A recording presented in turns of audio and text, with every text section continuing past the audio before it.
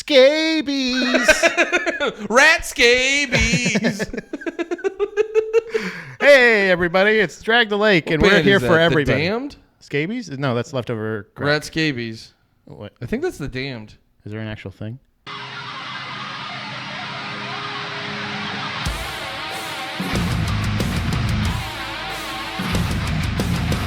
Yeah. Oh, thank you.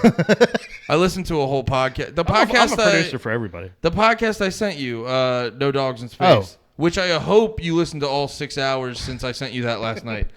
Can I tell you? I listened to the intro a little bit. Yeah, no, I should have said, I was like, this isn't like for the pod. It's just if you got more into Dead Kennedys, they have a really good show about Dead Kennedys. But yeah, listen, they had one about the Damned. Andy Dick's also a notable bisexual. Oh, yeah. Oh, yeah, go check out No More Heroes. It's bye week. But over here, we're talking classic punk. We're talking about the origins of hardcore punk. Origins in Oregon. Are they in Oregon? No, they're in fucking California. Had two different journeys with these albums, and Yeah. I would like to know. I got a lot. I got some digging. I dug too. Did you get digging? Well, because I told you, no, you put them out of order last episode, and you're going to do it again. I was showing them the fan. I was fanning them. Oh, okay. Well, this is my bisexual paper. That's not how I feel about you guys. No. We were we're allies. Yeah, we are very sex positive on No More Heroes this week. Yeah. No, I actually, this was a very interesting dig for me. Don't do that. This was a very interesting dig. All right, do it more then. Whatever. I don't care. I'm not bricked up. This was a very interesting journey for me because I did have a substantial shift in multiple areas on my perspective of Black Flag. Yes, my nuts shifted out. They were up inside for a while. I thought I lost one, and then I jumped kind of hard off of a stage, and they popped back out. What? Your nuts popped out. It happened to my buddy in college. His nuts popped out? Yeah, dude, he was playing soccer. This is what he claimed. I never checked, but he was playing soccer. So funny you have a nuts popped out story. All right. I guess I want to hear it. I'm sorry. Brother, you're the one who ordered it. I did. Don't ask how it's made. I said, order up nuts popping out. Nut pop out story, please. Hold on a second. Yeah, I got one. Chef. I got you right here. We got to order. Oh, yeah, we got to order the nuts pop out. Go right quick down the front line. That's like diner talk. Gay baby. Gay babies. I didn't know you would have that one. I forgot you have to do that one. Yeah. I do them for you. You do them for me. Gabies. Oh yeah, no. I roomed with a bunch of soccer players, and they were playing soccer, and apparently I don't know what happened. They were getting a little rough, and then like he got shoved, maybe got kicked a little in the nuts, and then when he was leaving, he was checking the next day. He was like, "Where'd the hell they go?" Oh. And then he literally, he was real casual about it. I was like, I'd start crying. Yeah, that'd be terrifying. And he claimed literally, he was like, what the hell? He was like, it was literally, son of a bitch. Well, it was the opposite of that scene from fucking Austin Powers where he goes 1, 2, and 3. Yeah. He just was went like, 1. Uh-oh. And yeah, he said he apparently just went did one hard jump and they popped back That's out. awesome. And I go, yeah, take that, U.S. healthcare system. Yeah, I wish you could just put them up there for safekeeping every once in a while. But yeah, we have a lot today to talk about. The albums are Damaged by Black Flag and then Fresh Fruit for Rotting Vegetables by Dead Kennedys. But before we get into that, we do want to update you. We do have a quick update. There was a controversy for a while in the Drag the Lake sphere and online about The Drag-a-Lake-a-verse? the Drag Lake-a-verse, the DTLCU.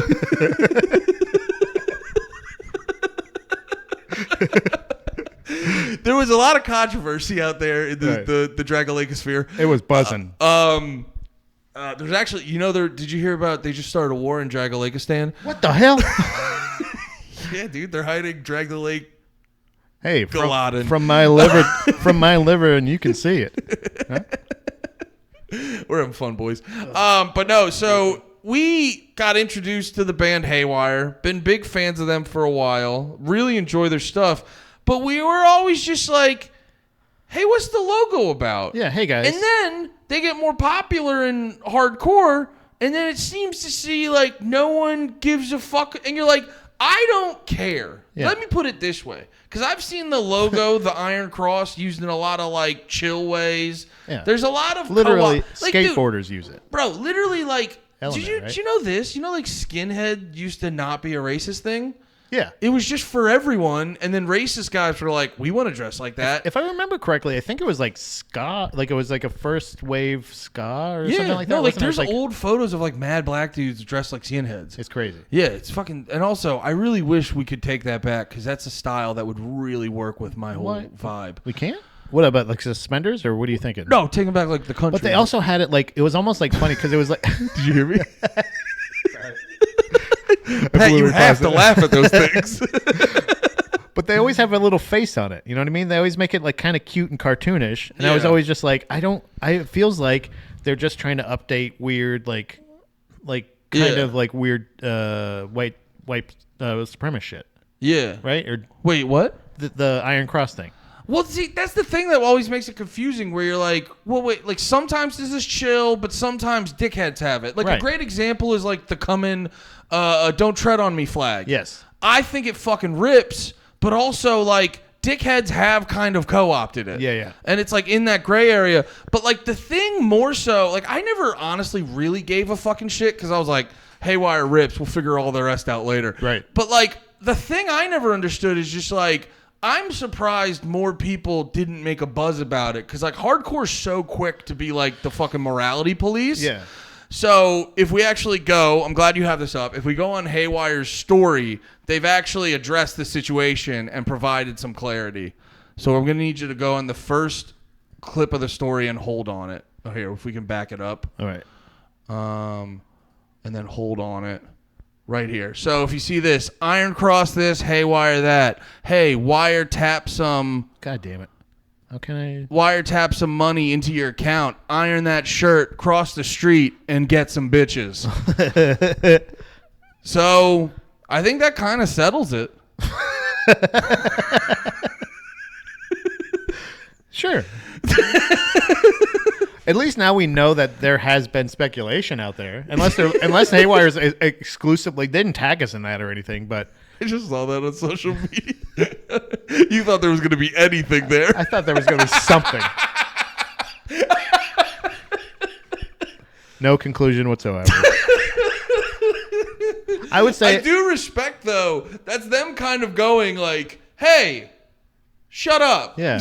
Don't worry about it. Don't fucking worry about it. And I got to be honest. Yeah. I kind of love that. Yeah. I'll take that. I'll take that honestly, and I'll take that as a now I presume heavily no.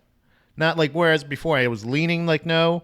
I would say now just because they're goofs. I'd say I don't think there's a ton of white supremacist goofs out there. No, you do see like racism can be funny, like in jokes and stuff, and you occasionally will see like, no, I think they're less than type of racist make Yeah. a joke where you're like, fuck, I gotta give it to him. That was good. God damn it, that was good. Occasionally, but broadly speaking, He's talking about the black Israelites. yes. God damn, I gotta lick their boots. Shit. God damn. God damn it. I'm gonna have to look up this Yakub guy. Maybe I Son am a of a- monster made by an evil Son doctor. of a bitch, I'm a devil. Well, god damn it, am I a Damn devil? it, I'm a goddamn devil. You imagine the redneck at the black Israelite protest being like, well, goddamn, I never saw it that way. Holy shit, yeah. I could see, yeah, of course he ain't white. Yeah. Oh, I was made by a scientist with a big old head. No shit. Son of a bitch. That's where we're in superior. Son of a bitch. Well, I guess I'm gonna go home and beat my wife. Yeah, I guess I'll drink a 12er and hit the wife and figure it out after that. I'm gonna have to apologize to some people. I said some nasty I owe words. some people some I apologies. said some nasty words to some fellas that are actually pretty good. I gotta get back into a couple comment sections and sort some shit out. Gonna have to. I'm gonna have to sort some shit out. Shit, I'm gonna have to delete some accounts on some message boards. Oh, damn it. I made some threats that are very open-ended. Oh shit. Damn it. And very specific. I had some very specific ones, too. Yeah. I'm gonna have to. God damn it. I'm gonna have to. You think? Oh, I hope Obama didn't see those messages. Shit. Mike or... Big Mike or Obama. We have a Easily- good time. We're having fun. Easily my favorite. We're allies. We're allies. Big time allies. But yeah, so. Now, But- I'm glad we got that cleared up. I'm happy too, dude. I'm happy too. Now we all know. There's a lot of substance there. And we really got it all cleared up. That's why you guys watch. That's why this is a lot of people's favorites. So let's go into the actual meat of the episode. Yeah. Where do you want to start? Because we both have a lot of shit. Well, let's start just generally speaking, because we kind of dig deep into the history. What was sort of your revelation of like listening? Because I know you were saying you had a lot of complaints here and there on one of the out. What was like your general revelation after listening to this? Because like I think we try to be very. We try to have a purpose for the picks. We don't just try to go like, what's that? And it's like, these are both in the punk scene in the 80s. They came around the same time. Very influential. Both from Los Angeles, right?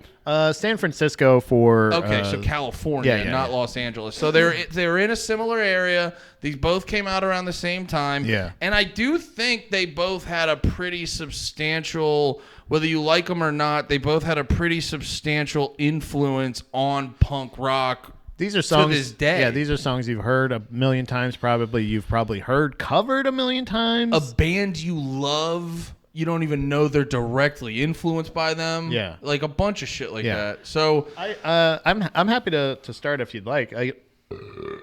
I know that at least there was one main thought that I was thinking when I was listening to this, and the one honorable mention thought too. But the main thought I thought when I was listening to Fresh Fruit for Rotting Vegetables was, with just a cunt hair of distortion added to this, it would rip so much more.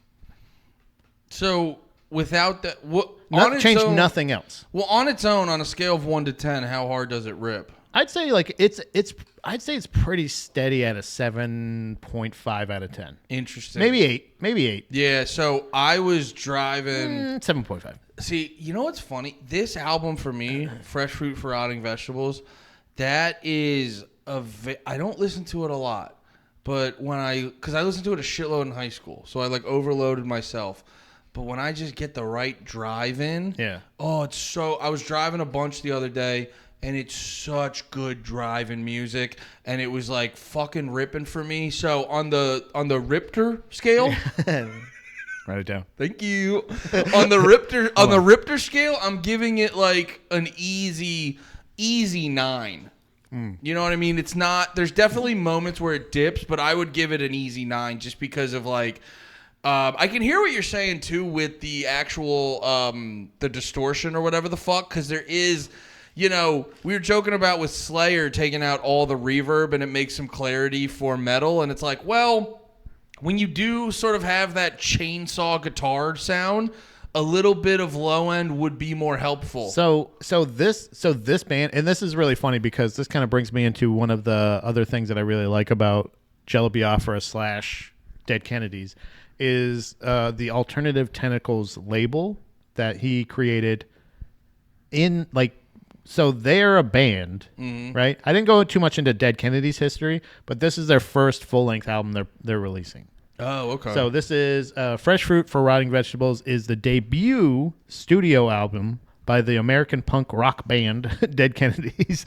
It was first released on September 2nd, 1980 through Cherry Red Records, which is a United Kingdom record company or record whatever label, and then IRS Records in the United States.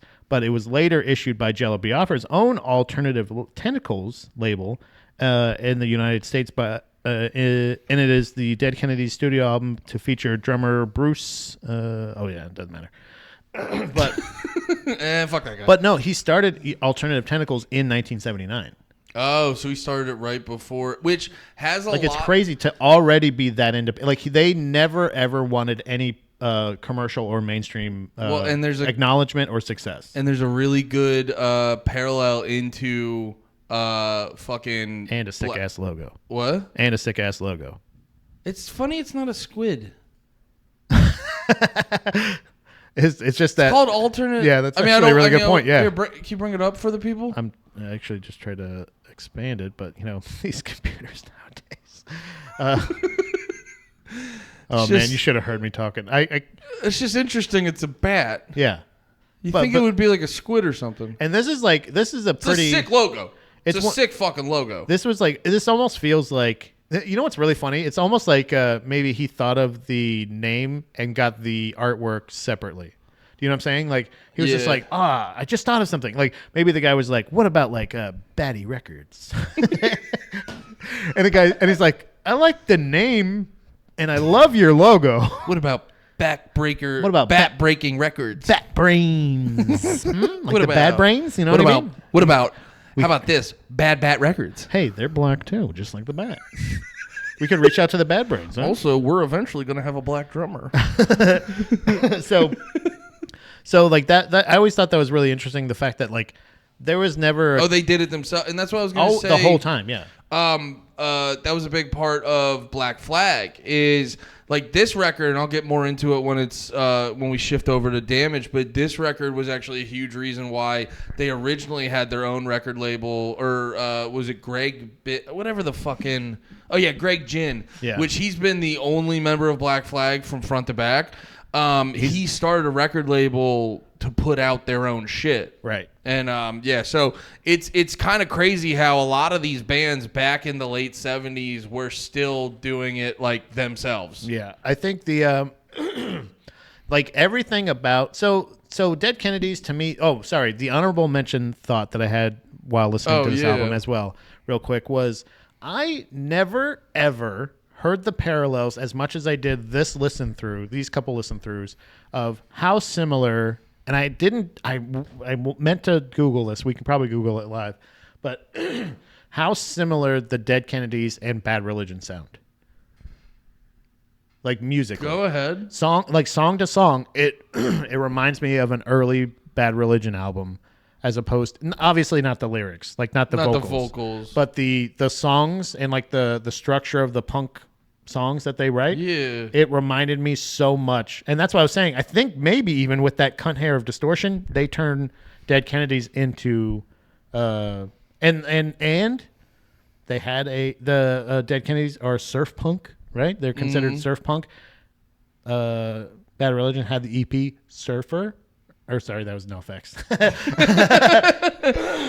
They had Suffered. Interesting. I have to go back and listen to that because as you say that now, I go, I've never thought that. It really it's just a weird. It's like bouncy. It's so, and I would. See, I never took Bad Religion as bouncy. Most of their like straight up punk songs, not the more melancholy, like slower songs even, but the punk songs, straight up punk songs, were they like very really similar. cooking? Yeah, are very similar to this. Because that's kind of a thing with. I hear what you're saying because I'm thinking about like what's that song on No Control where it's like.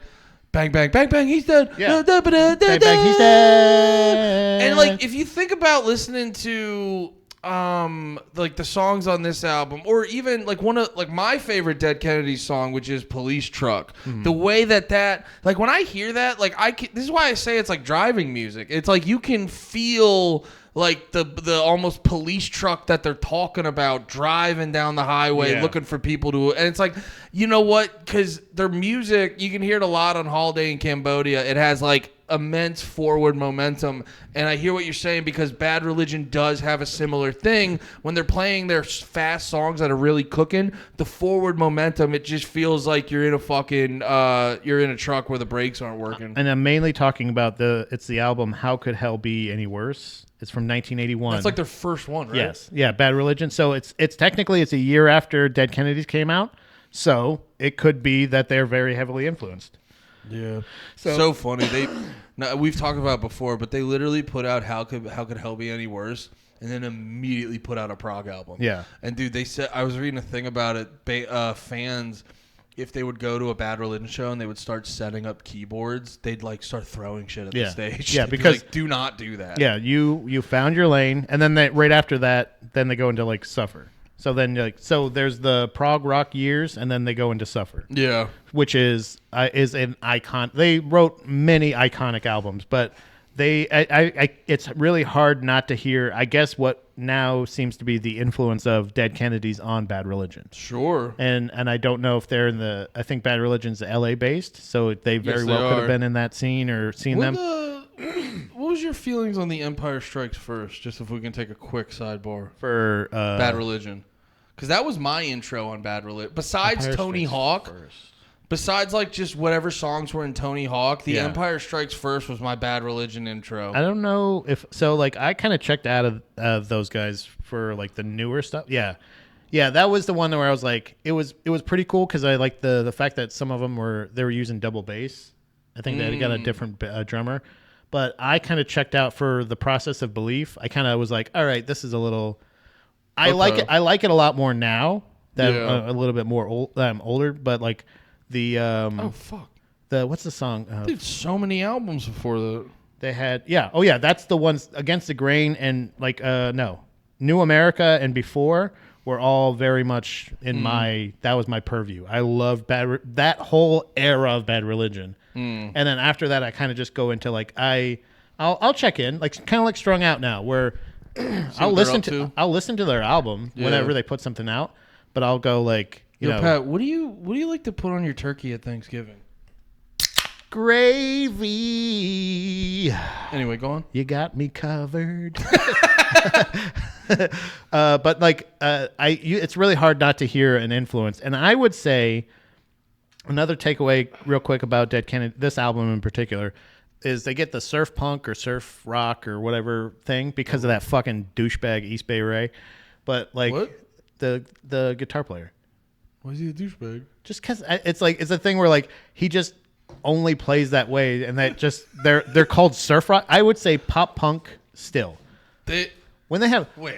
Okay, so this pop punk. By the end of this, you're gonna be convinced. I feel like there's. I think lyrically, they like it keeps them far away from pop punk. But that's what I'm saying is they are capable of writing poppy or catchy songs about lynching a landlord, about killing the poor, chemical warfare. Yeah, because you know what? They're like chemical warfare, baby. Hey, yeah, snappy. Dude, the hook of that one is literally like the way rhythmically. It's like let's let the landlord, let's let the landlord, and you're like, let's let the landlord man. It's like B-52. It's we'll get into it. I get why they're categorized as surf rock. It's the guitar, but outside of that, it's like all right. I think it's like a theme. So what I really like is if you ever hear, this is another honorable mention, is if you ever hear Jello Biafra's stuff with DOA. I love DOA. Shout out to fucking DOA. One of the best Canadian punk rock bands in the whole entire universe. He has... did you spell? No, it's just funny. Henry Rollins' first band was SOA. Who also, only a couple letters off. Who also ripped. You know how you always say you like Minor Threat? Yeah.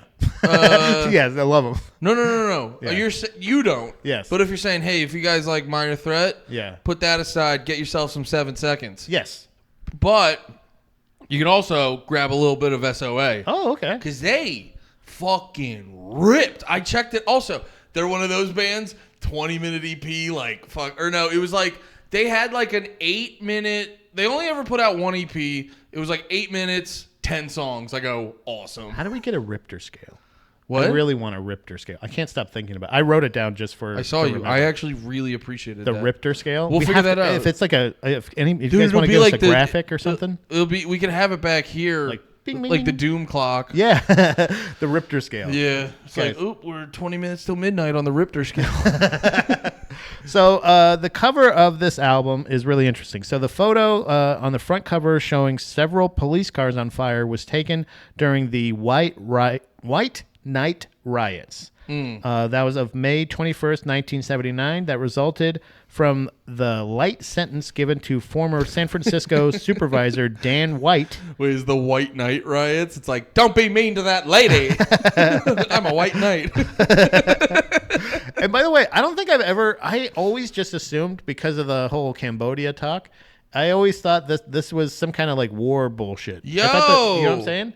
I did too. This is San Francisco. I didn't even think about this. Which is, brother, if you're getting into the like this band, as far as punk bands, I didn't realize the substance that I was missing the entire lyrically? time. Everything. Yeah. Everything. So like this is we both were like, this is a war-torn country, right? No, this is San Francisco in like fucking 1979. Dude, I gotta be honest. That's what this picture is. I gotta be honest. Makes you look at shit differently. They're doing it right in front of us. No, for real though. Yeah, yeah. Actually, I like this is the moment I realized this picture was from America. So it's so interesting. The White Night riots were a series of violent events sparked by the announcement of a lenient sentencing of Dan White for the assassinations of George Moscone, the mayor of San Francisco, and Harvey Milk, a member of the city's board of supervisors, who was one of the first openly gay elected officials in the United States. The events that took place, like these guys have been fucking, like this is such a substantial or That's a hard word for me too. Substantive. Substantive, yeah. This I is a usually substantive. mumble through it. But this is such a substantive, like, this is a huge statement already. Like this thing about, and like looking into the history of the cover of the album is like this thing where you're like, they're already saying like, don't fuck with our. I always thought of them as like preachy. Yeah. But there always have been a kind of how like Propaganda approaches it, of a very militant, like, don't fuck with our city. In so far that even Jello Biafra later runs for mayor of San Francisco. I remember seeing stuff on that where he was shooting like footage of him. I think he also ran for sheriff as well, like a couple different. Yeah, like, he was shooting offices. footage of him like scrubbing the fucking streets with a toothbrush. Yeah, dude. So that was the riots that were based on that. That was May 21st of 1979. So that's May 21st of 1970. So this is even current political statements. They're not even. Well, the funny thing about it is like I remember listening to them and wait, let me bring up the album. One of the things that was very like that stuck out to me when I first started listening to them in high school was how the lyrics and stuff were always like very specific, like the beginning of California Uber Alles. Oh shit, it's not pulling up the lyrics. But it was just like one part in California Uber Alles. He's like da da da da da. Governor Brown, Governor Jerry Brown. Yeah, and it's like it's like there was something really cool. The same way. It's almost like I have that information. It's almost like the same way Drake was interesting, where he would have these like hyper specific like songs about you. He would say a very specific thing about a girl, but now in like a more poignant way, the way the Dead Kennedys are saying very hyper specific thing about the governor of their state and stuff like that. Yeah, because you also got to remember like. The way that these bands thought at the time, like it wasn't the way we sort of look at issues now on like a much more global scale, is like they're like you got to think about the Dead Kennedys' first album. Like they're not thinking about, oh, this album's going to get all across the country and all across the world. They're thinking about like, oh, we're a pretty popular band in San Francisco, so a bunch of people in this state are probably going to hear the album and think it's pretty cool, hopefully. So I already think that's really interesting. Like I would look into the hold on, what was it called again? White Night. The White Night riots. Because that's like there's a whole like fucking like the history of the gay community in San Francisco. That was also another thing too. When I was looking gays in San Francisco.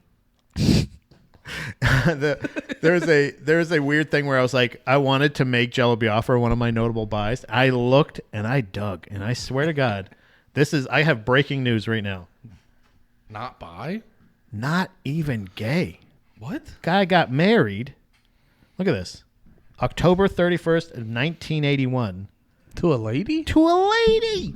Jello Biafra's wedding on October 31st, 1981, as documented by F. Stop Fitzgerald. That guy sounds cool. For his 1982, quote, Weird Angle book. If I had to name somebody who would choose to get married on Halloween, well, the Dead Kennedys. And every white lady. Front man would have been my obvious choices. Jello Biafra married Teresa Sauter, a.k.a. Ninochka, lead singer of San Francisco area punk band, which, by the way, I think he is still married to.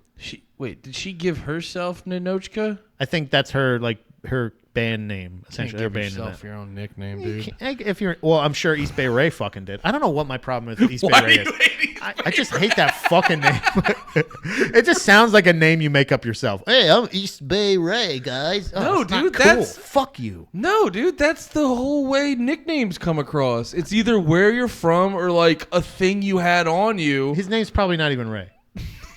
That's what I'm saying. You're fake news in his name. I doubt Jello's name's even Jello. I heard he eats mostly pudding.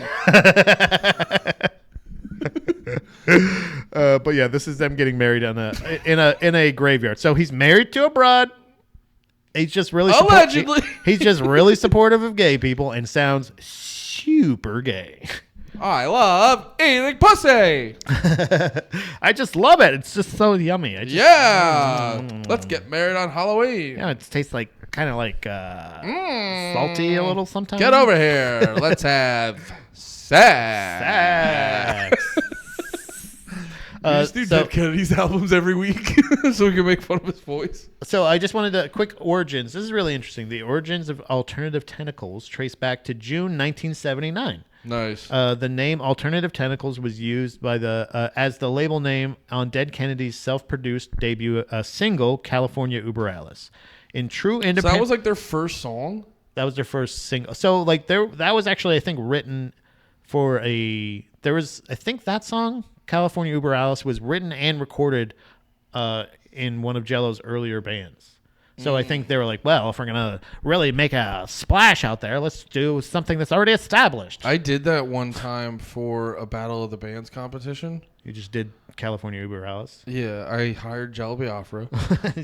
No, I was in a band I with... come cheap. So I was in I bring up my buddy Jay Simpson, who I was in a band Tune in Tokyo for a while, but when I was in high school, we were in a band. We were also in another band then, and they were called Bloody August. And then Jay's a couple years older than me. He like moved to New York. I was still playing music. I was in like 10th grade, and then I started a band. We were called Zed's Dead, but we didn't have any music recorded. Yeah. But I had this like 4-song EP that the band Bloody August recorded that like this guy recorded for us, and what the fuck was it? Is that plates? Yeah.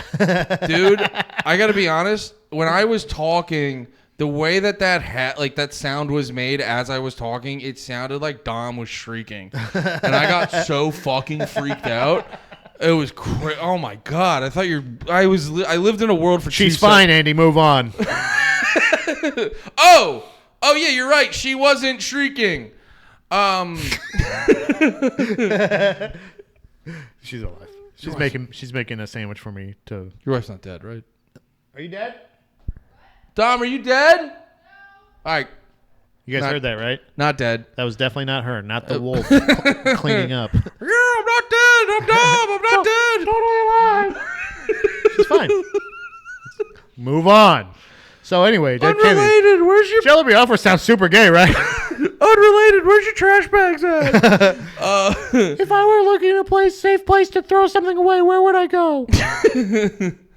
But yeah, we basically, long story short, we used the Bloody August EP and just said it was our band, which was really funny because like Bloody August was a really shitty emo band. Yeah. And then me and my friends were just playing like weird.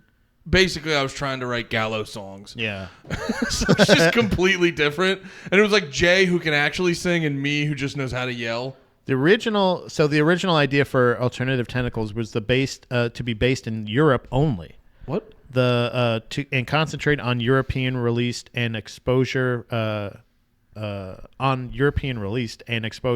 for then well-known American bands after Jello Biafra found many Dead Kennedys fans were far more interested in American underground than overseas labels and press were. So they were originally going to just be there, but a lot of people don't realize that too, where you'll see like all these different labels bands are part of. And it's like, yeah, you get one label for like the production of the album, but then you have to hit up all these other labels just for distribution. yeah. Because it's like sometimes U.S. labels, they don't know whatever they don't know Europe, they don't know Australia. So it's like sometimes you actually have to hit up another label to be like, yo, how do we release this in Australia? Yeah, I think that's kind of like, so I think it was always going to just be under their own record label, but I think they release it under those other ones just Yeah. just like you said, like that's kind of like to help them out. But it's really interesting that they ended up doing that, and they ended up like how they did it was like they saved up gig money for like over like a year or two, and just started their own label like immediately. Like that's crazy. 1979, that's when they're starting to think about at least that kind of future of like distribution. There was like no question as far as the music in their eyes. Basically the same year that they started or they're about to put out their record, they're like, well, why don't we just put it out? Yeah. It's really interesting. I think that's too. I think that's too like a very similar ethos. It's why you and me are so attracted to punk rock, is because I think that's like our reflex on a lot of things. Yeah, it's like I'll just do it. So the first song, "Kill the Poor," is that's one of the first examples that I would say for sure is like they come off more as a pop punk band musically. Yeah, like me, like. Well, I just think lyrically they're anything but pop punk. Lyrically, no, they're very political in what they're singing about. But yeah, the hook is kill the poor. I know. You know what's really funny? I still don't know if I'd categorize them as pop punk, but I 100% where you're coming from. I never like looked at it that way. Yeah, you're like, cause like I'm a big fan of tongue in cheek. I don't like shit that's heavy handed. I like shit that's like. Yeah, like being like that. So yeah, I never thought about it that deep. I was just like, oh, this just fucking rips. So yeah, Kill the Poor is a song by Dead Kennedys released in October of It's the third single from the album as well. It was released in October 1980. It's a song by Dead Kennedys released in October of 1980 on Cherry Red Records as the band's third single, with Insight as its B-side. Is the other song. The song is a satire of the elite. It's saying how it's given the chance they would use the neutron bombs to wipe out impoverished white whilst preserving property. The title track was recorded for the band's first album, Fresh Fruit for Rotting Vegetables, 1980. Although the single and album versions show little difference in comparison, the B-sides of both of the single is additionally on the compilation of Give Me Confidence. Yeah, this is bullshit. But yeah, like essentially that's like this is the first kind of version of like when this single comes out, it's like a catchy, satirical, it's saying like political crazy song. Shit. Yeah. Kill the Poor was the Dead Kennedy shirt I had. Oh. Yeah, and so on the front it had was it just a hand and the little black hand? No, it was like a whole. God damn it! I don't know construction equipment well enough, but it was just like the whole scoop thing on the front, and it just had a bunch of like you could tell there was like a bunch of bodies in there. Yeah, and on the back, and it was actually kind of they were a little ahead of their time because this is like before hardcore bands were doing like, or like not even just hardcore bands, but more so actually metalcore bands were doing like the big letters on the shirt. And it said on the back of the shirt, it said, "Greed is not a family value." And I remember I wore that shirt to dinner one night, and my mom saw it and took it very literally. And she goes, "That's not good, Andrew." I go, "It's tongue in cheek, Mom." Is that it? The second one, the black one. This one? Oh, okay. Maybe I'm remembering it wrong. Yeah, I think it's that one. No, it is that one. Wait, second row on the left. This one here? Yeah, I think that's on the shirt. Yeah, I think that's the shirt. Yeah. I remember it was that was not a good shirt to get sweaty in because whatever they made it out of, if you got sweaty, it stuck to you. Yeah. And look at me. I was sweaty. You better believe I was sweaty, baby. You better believe, boy, I was sweaty as hell. So the next song, what is it? Oh yeah, so Forward to Death. I said I put a note here. This reminded me so much of Bad Religion. Reminds me of the the Guttermouth song. That's what it was. So there's a Guttermouth song. I think it's a I don't know why this reminded me of that necessarily. I said it reminds me of the Guttermouth song where about the Doors and the guy from the B-52s. So there's like I don't think it's like a hidden track. I think it's just on, I can't remember which one it is. It might be Racetrack. I can't remember the name of the album, but it's a Good Amount song basically about, it's just telling a story about the lead singer of B-52's being the lead singer of The Doors instead of Jim Morrison.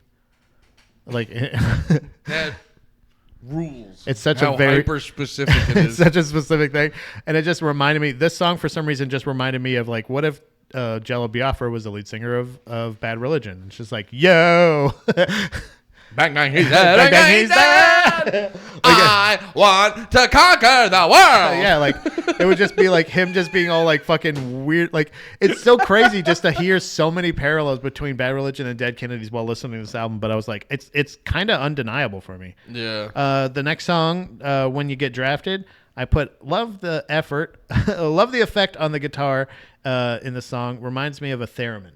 So like there was a part where he goes, oh yeah,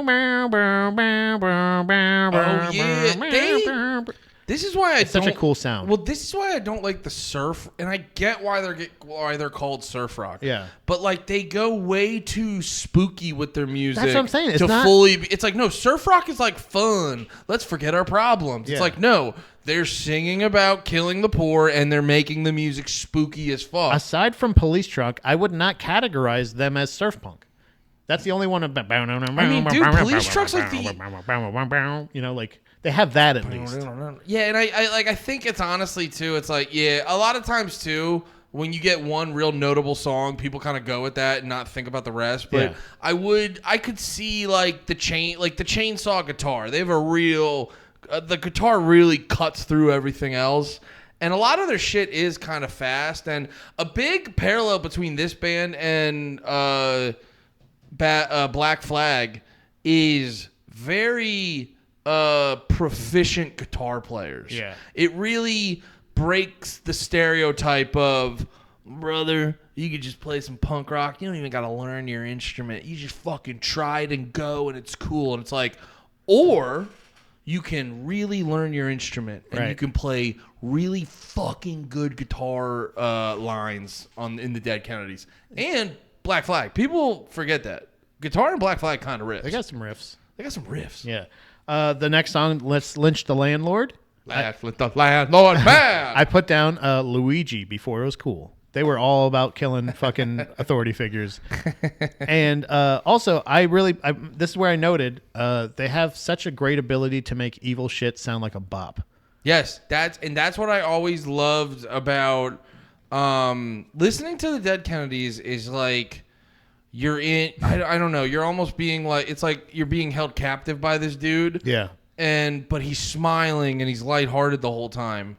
And you're like, wait, should I not be scared? Yeah. Why do I feel scared then? And he's looking at you like, you're fine. Everything's fine. He's got Carnival Barker energy. Yes. But he's speaking very coherently. You know what I'm saying? Like he's talking about real things that are happening, but he's doing it as like, step right up and watch the Dianne Feinstein show. Yeah. And we're going to talk about what's going on in San Francisco. And you're just like, what? Yeah. What? Come over here and look at AOC's pussy. That's a modern version. The next song I put it's the song Drug Me, and I put songs like this. I got to tell you right now, I did one of these. I went, I smell bullshit. And then I looked and I found some bullshit. Dead Kennedy Straight Edge? The song Drug Me sounds like a song written by someone who doesn't do drugs. Ooh, big accusation. I'm going to read you the lyrics. I don't want to think. Don't make me care. I want to melt in with the group. I need balls to leap out the shelf and let go of my friends. Sounds like somebody that was hurt by drugs. Yeah. Right? Most people who do drugs like drugs. Can't come up with anything I want to do. I need a project I can finish. My brain needs some sounds like stimulation. an ad agency was like, we need a song about drugs, Jello. I'm so fucking tired. I gotta stay awake. I'm running late. I gotta make it through the day and make it my time to. So it's like, no, you know what a person who likes drugs says. I saw this interview with Soft White Underbelly, and the heroin addict was like, "Yeah, when I did heroin, it felt like the first time I got a hug from my mom." do you do you want to hear? This is so funny that you mentioned heroin in particular. This sounds like, this is a statement I found from Jello Biafra himself. This sounds like somebody who's even lying here. You ready for this? It's a very law and order position. I learned the hard way to be careful with drugs. Only do them a few times, learn what you can, and move on. I figure I'm going to speak on drugs. I should try them all. But I've never been eager to smoke crack, and I hated heroin. Wait, so he tried all the drugs That's what just he's saying. to say? That's what he's saying he did, which 'Cause I I was don't gonna- believe. He said, I hated heroin. Guys, can anybody think of No. anyone in the world that has tried heroin that hated it? No. Pat. All the Pat. What? Come on, bro. All those people we see downtown, they're like that because they hate heroin. They hate heroin. You go to Philly, you go to Kensington Avenue. That's why they're like, yeah. You know, all those people sleep outside because they just control the fact that they do heroin. I hate heroin. Like it's actually Fuck you, just, Jello. You didn't do heroin, you lying You asshole. didn't do heroin. Jello's a liar. Oh, I'm just going to tune my brain out. I guess I'll just do my marijuana. This is just a little research.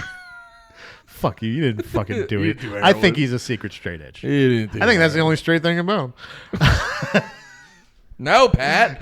He loves I married a lady, and I love pussy so much I get married on Halloween. spooky. Oh boy. Spooky wedding. This is okay. So this would be another. This is another pop punk example. You ready for this? Yeah. The song number 6, "Your Emotions." Your emotions Make you a make monster. you a monster. It is such a sick lyric. I still think it's It's pretty pop punk. but I hated it has one of those endings that goes like the peter out thing where it's just like boom, boom, boom, boom, like that kind of thing. I hate that Not a because it's fan. such a good song up until that, and like it really peters out. Yeah. At the end. I hated that, but that line itself, "Your emotions make you a monster," and is Make you a monster. is another very Dude, you're pop-punk. making me realize how fucking catchy the Dead Kennedys are. They're so catchy. You know what it was? I never really even like. Oh wait, Chemical Warfare. There you go. Boom. Yeah. There's another one. How's that one go? Chemical warfare, chemical warfare, chemical warfare, warfare. It's like they're all like Liberty Mutual commercials. Save Liberty, liberty, liberty, liberty. Save with us. Not also interesting. Not a single from the album, Chemical Warfare. but still one of their biggest songs. Is that Way their bigger than I don't think Lynch Lion Award was, but but yeah, sorry. No, I you're good. apologize. I interrupted you. Chemical Warfare. Chemical Warfare. I forgot what I was going to say. God damn it. No, I never. I forgot. You forgot, or I'm convinced. No, you I how know what I poppy was they going were. to say. Okay. I never realized how catchy they were because I was just so. They did all the like cool punk shit, and then I was always like enthralled with their lyrical content. That I think like how catchy the melodies were kind of went over my head. Yeah. Yeah. Let's Lynch the Landlord was like one of those ones where you're like, damn, this is a fun song. And I would argue also one of the only other surf rock songs that they would have. Yeah, I would agree. It just sounds like a 60s bop. It's so interesting. They have a yeah, where they all kind of like sing together at the end of it. California Uber Alice is the next one. That's the first single from the album that was released in June of 1979. Dude, can I tell you? Please. When I was driving the other day, I was putting on this album. Yeah. And it, like California Uber Alice rips because it's like a slow build to that like group vocal at the end. I can't remember. I either thought this or I said it out loud. But like right after they hit the big like California Uber Alice, California Uber Alice, Uber Alice. Like when they hit that big part, I swear to God, I was just like, God damn it. Dude, I had that realization. Fuck. I had that realization 2 times. It was this song and Holiday in Cambodia. I'm like, these are 2 of the, in my opinion, the most like perfect. They're so good. I can't remember exactly how I put it, but it was hold hold on, here it is. Is a single from the album. Oh yeah, it's one of the coolest, most original punk songs I can think of, and I would Yeah. say the same thing about California Uber Alice. Yeah. And that's two different songs from the same band. Yeah. Are two of the most original and influential, incredible punk songs. Incredible punk songs, because you got the bop, you have the political statement, and you have the angst and the edge. And They're perfect punk songs. Yeah, and you have like I didn't realize how perfect the Dead Kennedys were. Seriously, Yeah. I really didn't realize that Yeah. until revisiting this album and then, now. and then also too, it's just like the musicianship. Yeah. it's just like because you don't get that. You don't get that a lot in a lot of these like punk bands, especially in the '80s when like this genre was still kind of forming. It's like, 'Cause you gotta- we just gotta be drunk and just fucking talk about whatever and fucking fuck my mom and I want a Pepsi, dude. Well, and also the level of aggression that these guys were putting out, like you gotta remember, like one thing with Black Flag, they were mainly inspired by the Ramones and the Stooges, which were like the Stooges were definitely compared to what they were, but what the music was before, we're like, oh fuck. But now we would just be like, that's just some hippie shit or whatever. And it's like the same thing with the Ramones. They're like the Ramones to me is like the birth of pop punk. But the thing that got everyone in a tizzy is like they're playing so fucking fast. Yeah. It's like, dude, the level of aggression and like lyrical content that people were hit with in the 80s, like you never saw this shit before, and it was all very new. So to be able to have like this level of like musicianship and like locked in nature to their sound is just like, what the fuck? Yeah, I think it's just it's just a fucking banger, dude. Like It's a good album. I don't know how you don't have this as your one of your top 10. It's got at least top 10 easy top 10 punk band albums. like punk albums, or because again, this doesn't even have Police Truck on it. Like you said, like this isn't even. There's so much more that Jello Biafra did that a lot of the band itself, it just continues on, and just it's crazy that this one album was so fucking awesome. Yeah, and I got to be honest too. Like whenever I listen to it, it takes me until probably like around California Uber Alles before I even like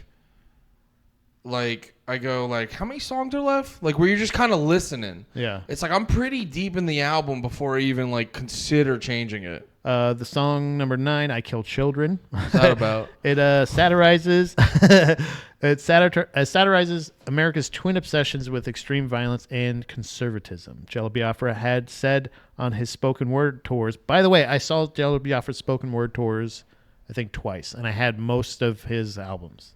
I listened to that was like, to me, that was probably my first like podcast.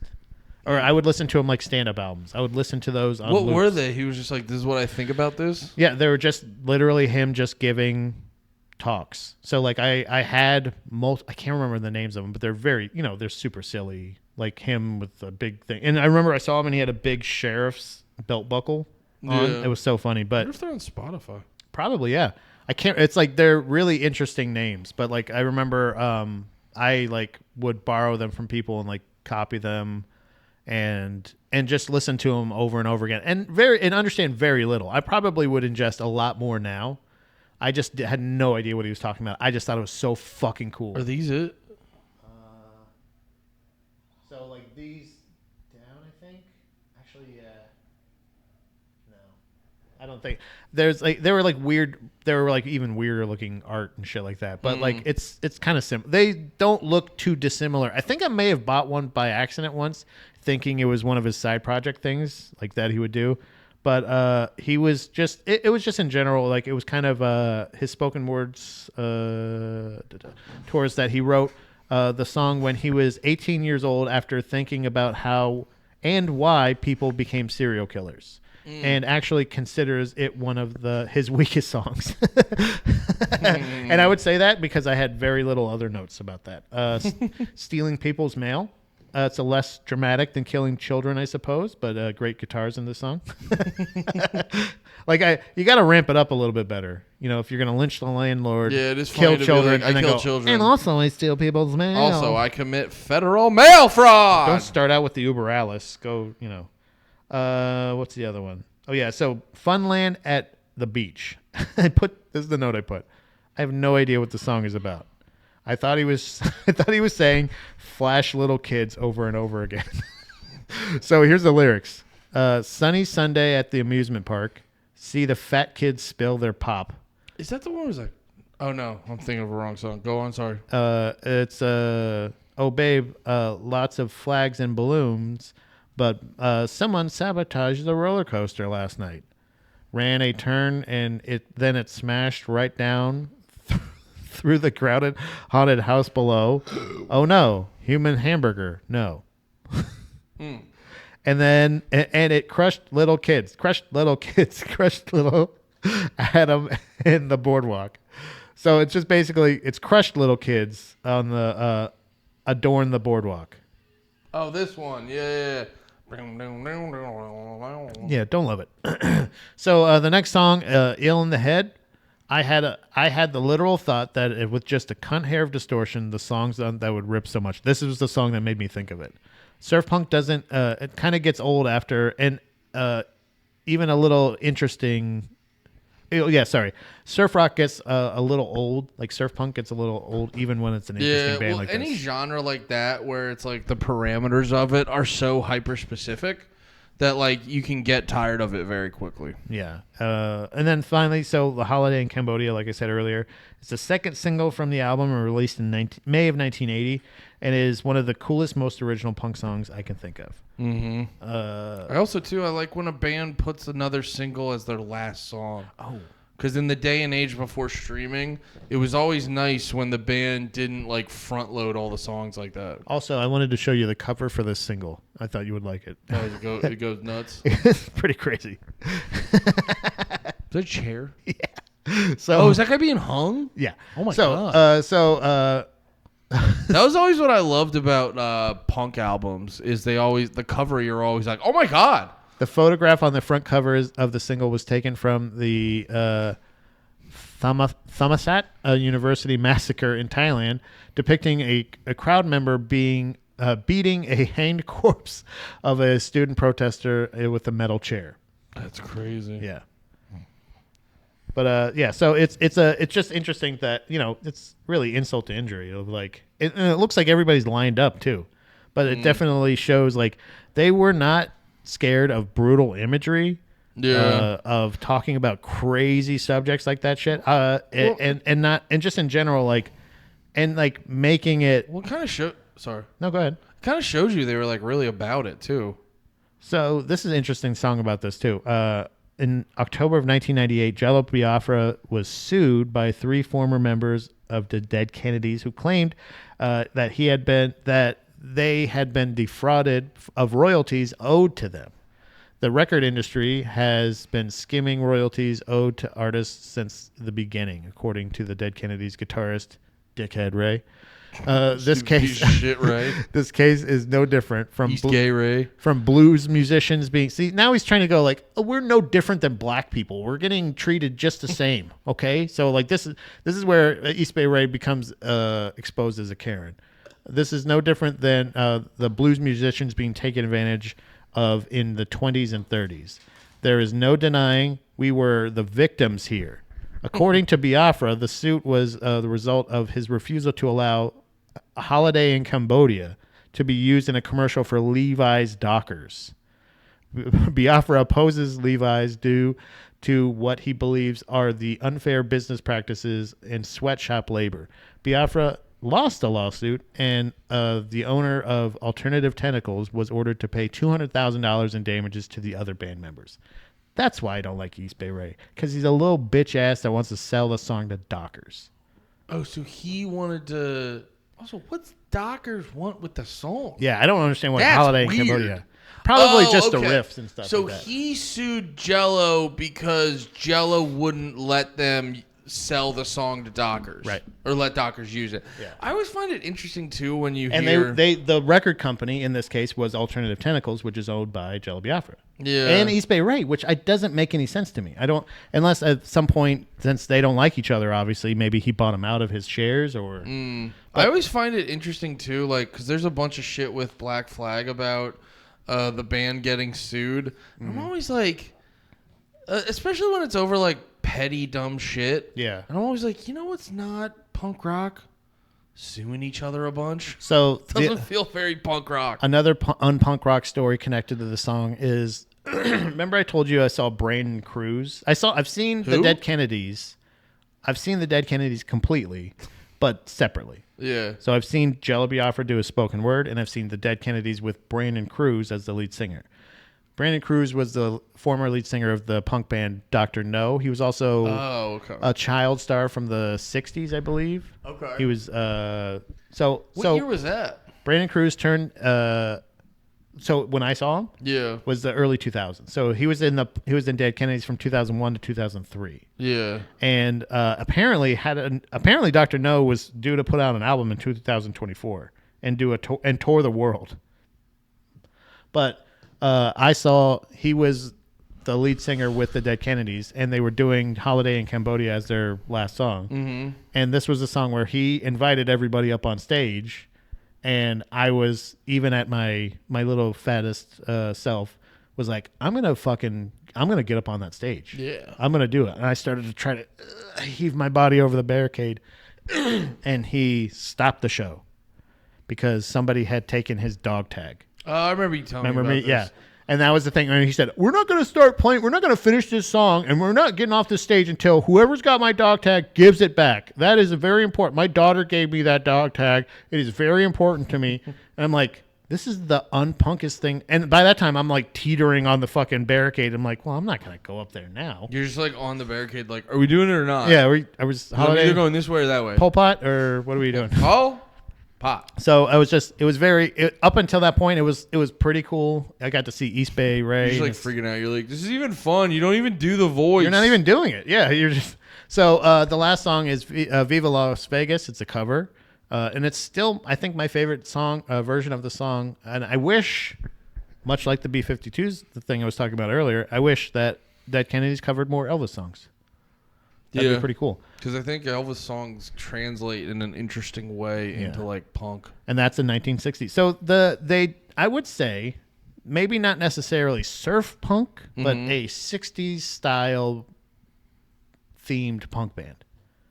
Because I think it's not that because obviously surf rock was very prevalent in the 1960s, but I would say more influential from 1960s current events. Well, that because they're talking about Cambodia, they're talking about Vietnam, they're talking about fucking I mean, it's it makes sense your brain went there because like musically, I should say, because a lot of bands. I remember reading that about the Ramones, is where like people would be like, "Where'd you guys get your sound?" And he's like, "Dude, I'm just writing doo-wop songs and playing them fast, like because that's how John who's the lead singer." Joey Ramone. Joey, like when he would write songs lyrically, or when he would write songs, especially with the lyrics, he would have that kind of stuff in mind. And then it's just like the time and age, it was like punk rock. So it's like, we're just going to play this shit really fucking fast. Yeah. So let's talk about Black Flag. I did a little bit more of the actual history because Black Flag was... it was funny. One of the first things I sent you when I was like doing my research is, and we've talked about this a bunch before with Black Flag, where it gets to a certain point with Black Flag where you're like, what is the band even? Like when you hear, oh, Black Flag's touring in 2025 with Mike Vallely. Right. You're like, are you even the band anymore? Yeah. And who is this? And so like you look through, Black Flag has had so many members that they have a Wikipedia article just for the members. Oh yeah. I forgot that. Yeah, and it's like if you look, you know what I mean? Like if you know how on Wikipedia they have like the graph with like this guy started here and then this guy and then it looks like a Jackson Pollock painting. Yeah. And so to me, because of that, no disrespect to, the bass and drummers and shit. I'm a drummer. I love it. You're a bass. We love bassists and drummers. West Bay Steve. I basically, because the only... Oh, fuck. Thank you so much, wife. Not dead. Not dead. See? Not dead. Proof of life. Hell yeah. How'd you know I would like more beer? That's crazy. Telepathy. That's crazy she thought of that. Oh, yeah. So to me, when talking about... Because you got to, like, figure out a through line. And the only, like, original member of Black Flag is the guitarist. So, like, when I'm thinking about Black Flag, I basically think about who's the lead singer in the band. Because that kind of, like... And, like, then when you look at it through that, it starts to be a lot more interesting. And you really... little bit of a spoiler alert. Because of thinking it through that spectrum, it actually gave me a huge appreciation for Henry Rollins. Henry Rollins is a dude I've teased very often on podcasts and stuff. He definitely has some like old videos of him just being a little bit of a try-hard and being too much. There's the classic, yeah. There's the classic clip of him on O&A being really condescending to Jim Norton and comedians in general, which I never loved. And so just his, and then also too, just like, you know, there's something about being in the middle of being in one of the biggest punk bands and just going like, you know what I'll do? I'll do a whole poetry album. You know what I mean? So there's a lot to like tease and laugh and make fun of. No. Jello Biafra did spoken word. I was just saying, yeah. Not spoken word about your opinions. Let me read you my poetry. By the way, Dom, who was just very much alive and very much here. Very much alive. Scabies. Oh, I didn't say it for mine. Oh, Maybes. Farties. Party. East Bay Rabies. But Dom, actually, I think when I met her early on, she was talking about like she had read, I think, a couple of his poetry books or a couple of his like his novels or whatever. I don't want to. You know what? I think he's too prolific. I'm being toxic. I actually have a poetry book at home. I've read poetry and thoroughly enjoyed it. I'm not shitting on poetry. It's just Henry Rollins. I'm just trying to like stack up the list of why Henry Rollins is a lot. Yeah. Now I will say I do got to give him props because of Henry Rollins. It's one of the two. He's one of the two high quality live recordings of the Blood Brothers, one of my favorite bands. Like he had the Henry Rollins show at RIP, but he's a very intense person. Which if you like reading through about Black Flag, it's one of the reasons they like got him in the band. The reason he seems so unpleasant to me is because he feels so very like he feels very unhumorous.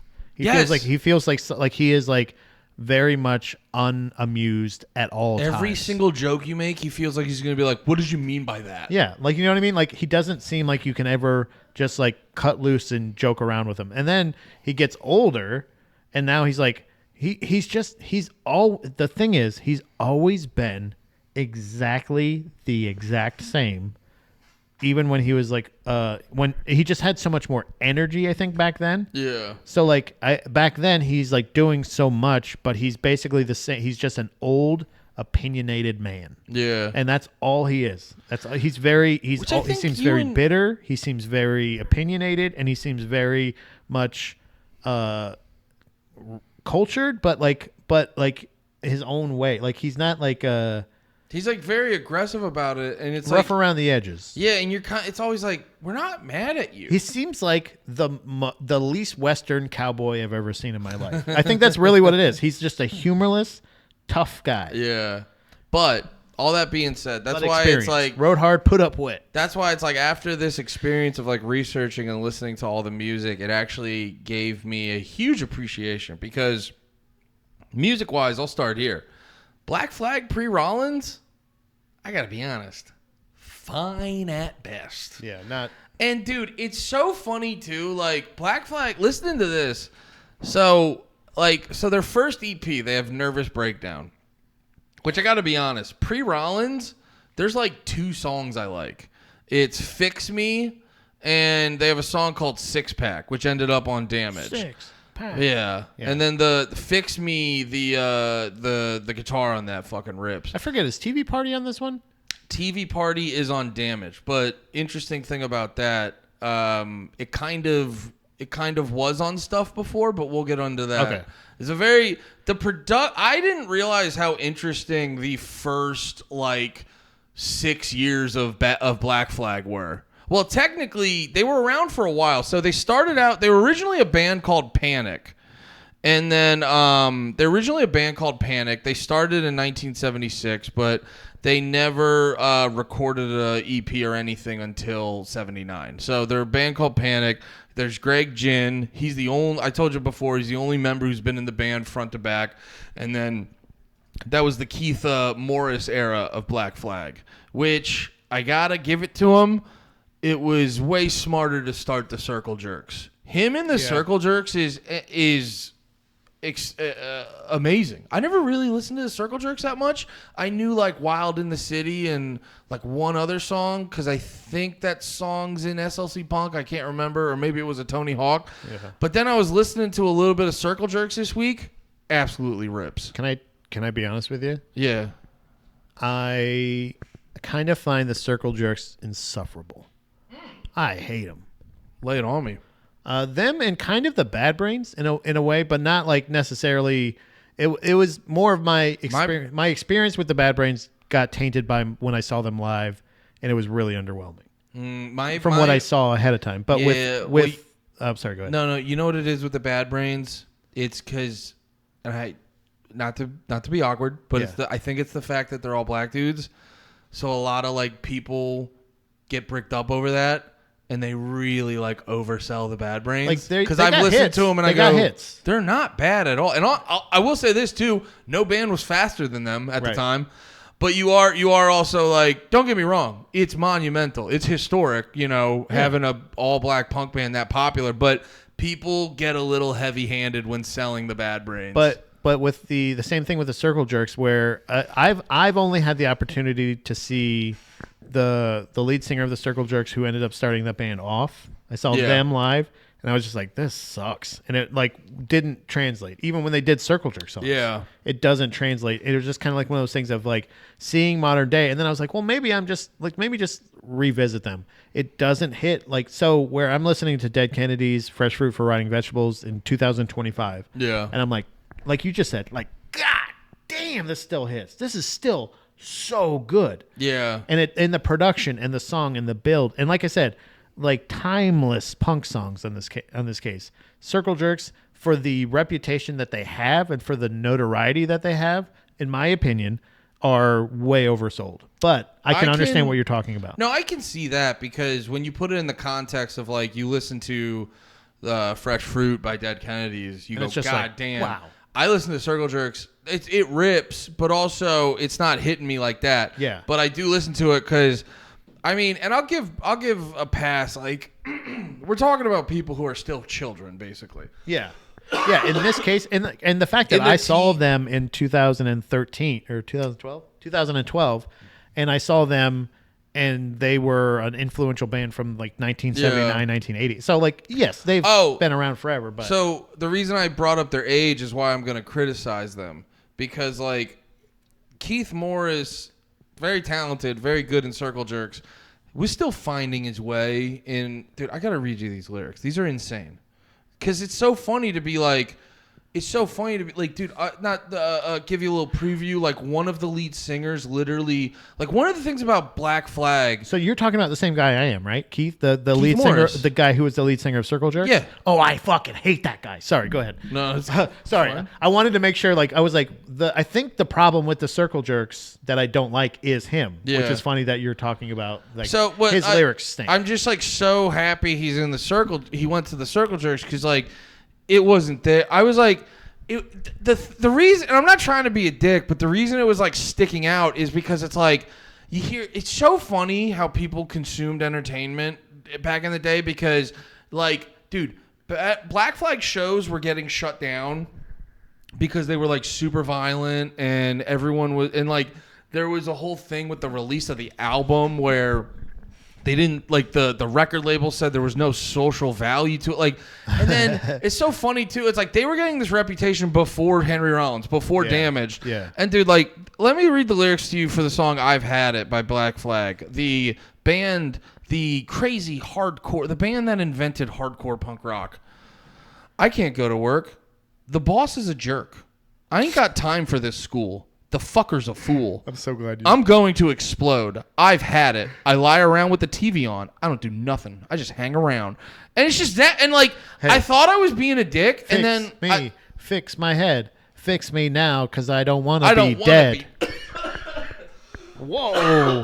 Yeah. Whoa. I don't want to read the book of your poetry, you fucking dickhead. Yeah. Keith Morris, nothing personal. Everything personal Your about me. lyrics on the Nervous Breakdown EP are absolute dog shit. You suck. And then you mix that with like, dude, because it's so funny. So jumping ahead a little bit, in the production process, it's so funny thinking about the sound of the album because in the production process on Damage, so their engineer and producer, it was the guy's name is Spot. It was a dog, and it was I love his work with Coors Light. Later yeah, yeah, brother caught frisbee so quickly. It was Is it Coors Light?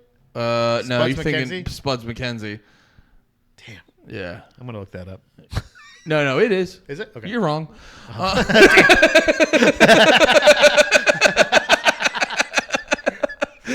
But yeah, I just like, wait, his name's just Spot? No, I know it's Spuds McKenzie, but I wanted to make sure I got the beer right. Oh, yeah, it's Coors Light. Was it Coors Light? Or no, wait, what did you say? Oh, it's Budweiser. Was it Budweiser? Yeah, I didn't know what you said. I thought I was more focused on the dog's I got the name. animal fact wrong. Stanley's in here to fucking Stanley's associate coming in to produce. correct you. But yeah, so their producer Spot was like the recording process was very hectic because they would always be like, "We want it this way." They really wanted to make it sound how it sounded when they played live. Okay. And he was like, the whole time he was like, "Are you guys sure?" Yeah. Like, It sounds like shit. he's like, "It sounds like shit." I was gonna say, so Damage to me, it sounds very tinny. Was that part of that execution, or was that? Probably. Because after hearing it that way, I go, Damage, and I do like, because if you listen to like the Nervous Breakdown EP and the Too Jealous EP, which I found out was an EP of theirs through you knowing No Effect stuff.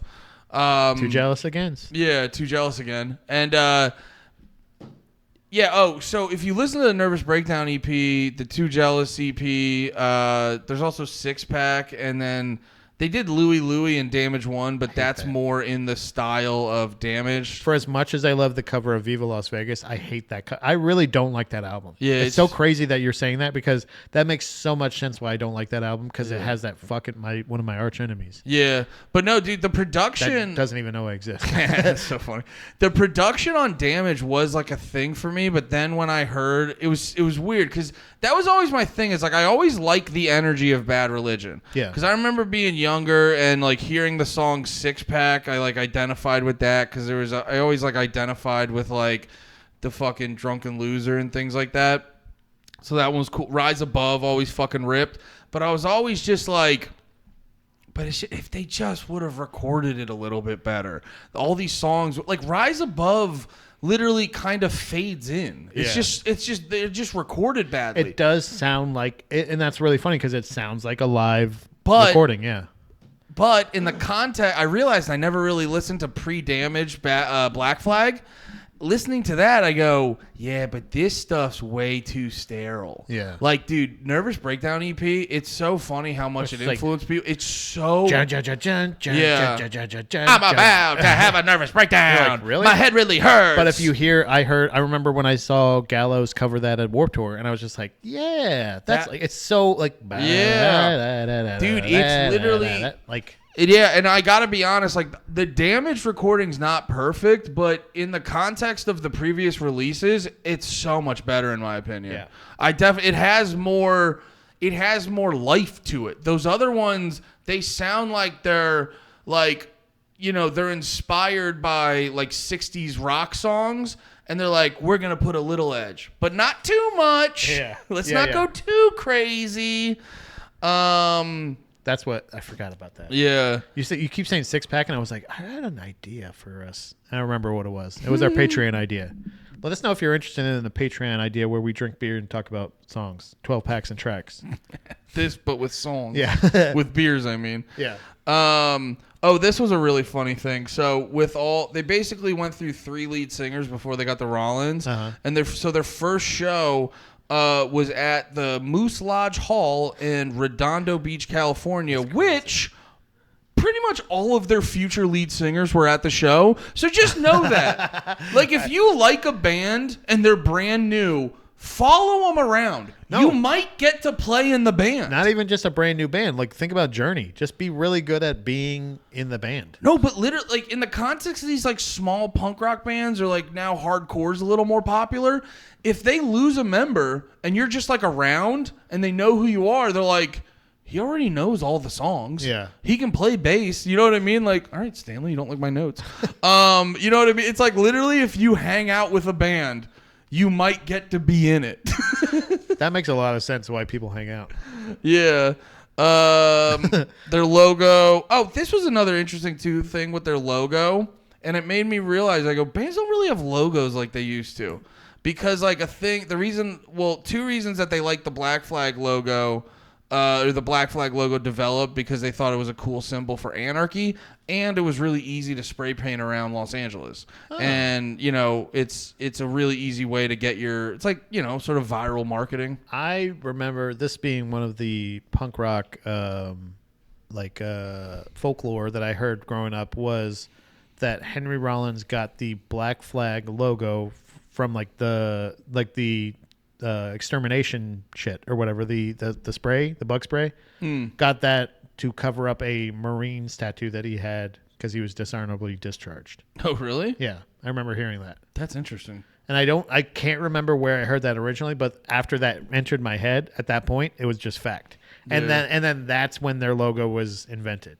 After Henry Rollins joined the band. And their logo goes pretty fucking hard. It's pretty cool. It's very simple. There was a stretch, I gotta be honest, like probably like 10, 15 years ago. Yeah. Remember when everyone just like picked up on it, and there was a moment where it was about to get overdone about 10, 15 years ago, where like everyone was doing their version of the Black Flag logo. No, I don't remember. Actually, I don't. I know that everybody's been doing a Fiend Skull lately, but I remember a while ago seeing a lot of different iterations of the Black Flag logo, because it was like a really easy thing to mimic. You could just have 4 things and put them in different... Oh, okay. Yeah, I know what you're talking about. Yeah. I remember it was one of my favorite... that was one of my favorite shirts back in the day. I never had a Black Flag shirt. I had a Black Flag shirt. I had a Bad Religion shirt. I think I had a Minor Threat one. But that one was the one with the sheep on the cover. Okay, yeah. I didn't like... I bought that one, and I didn't like it as much. I really wanted the Minor Threat one where the dude was on the stoop with his head between his legs. Yeah. Anyway. The only ones I could ever find when I was growing up were really shitty versions, and like the screen print was like just like a square. So like it did that thing where like it never breathed or anything like that, so it would just be like this. Yeah, I got lucky when I was in high school. That was the heyday of Hot Topic. Yeah. And that was like besides like buying them online or going to shows, it was the only way to get like band shirts. I am more and more convinced now that I was a huge fan of Dead Kennedys when I was growing up, and like as like listening to this like a lot more punk rock real time, going to shows a ton, and like I am more convinced now that they are probably one of my favorite bands, and were a lot more influential than I thought. Yeah. Like it's crazy. And like even like Black Flag or something like that, where like I was a fan of like the hits and stuff like that. Or like TSOL, or what was another one? Exploited, stuff like that, where I always thought I was missing out or I wasn't cool because I didn't know who they were.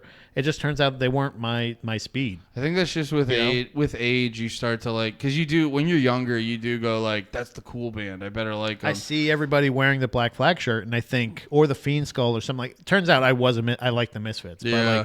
But I wasn't I wasn't as diehard as a lot of the Black people. Flag for me is I don't dislike them in any way. No. But I don't see me listening to them outside of prepping for another podcast anymore. Yeah. Because I used to listen to Damaged a lot. Like I had it on CD, and I used to listen to that a lot.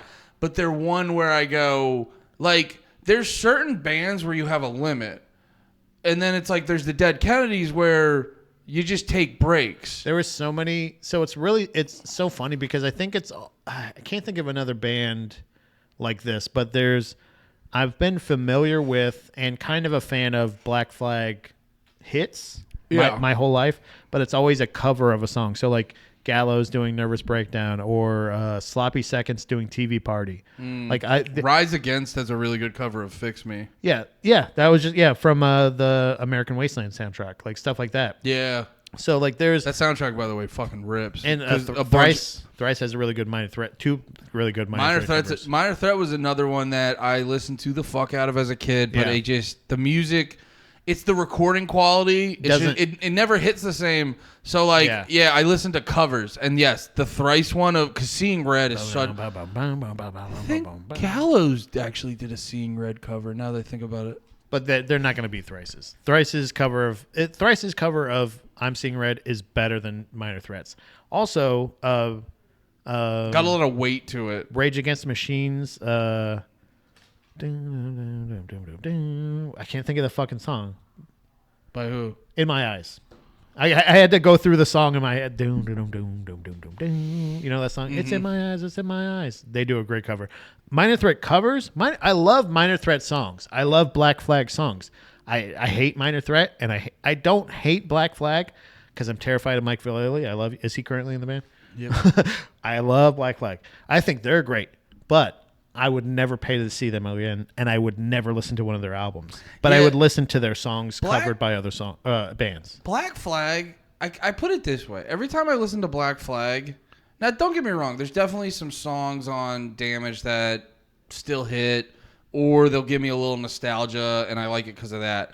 Black Flag more so, though, is a band I listen to, and I go, thank you for your service. Yes. Because music is better. Yeah. Same thing with Minor Threat. Yes. Thank you for your service. Music is better because you guys exist. I respect you for putting your art out. But I'm not coming back to this well too often. Probably ever again. Yeah. You want to hear a fun side fact about Mike Vallely? Yeah. You know how he got in the band?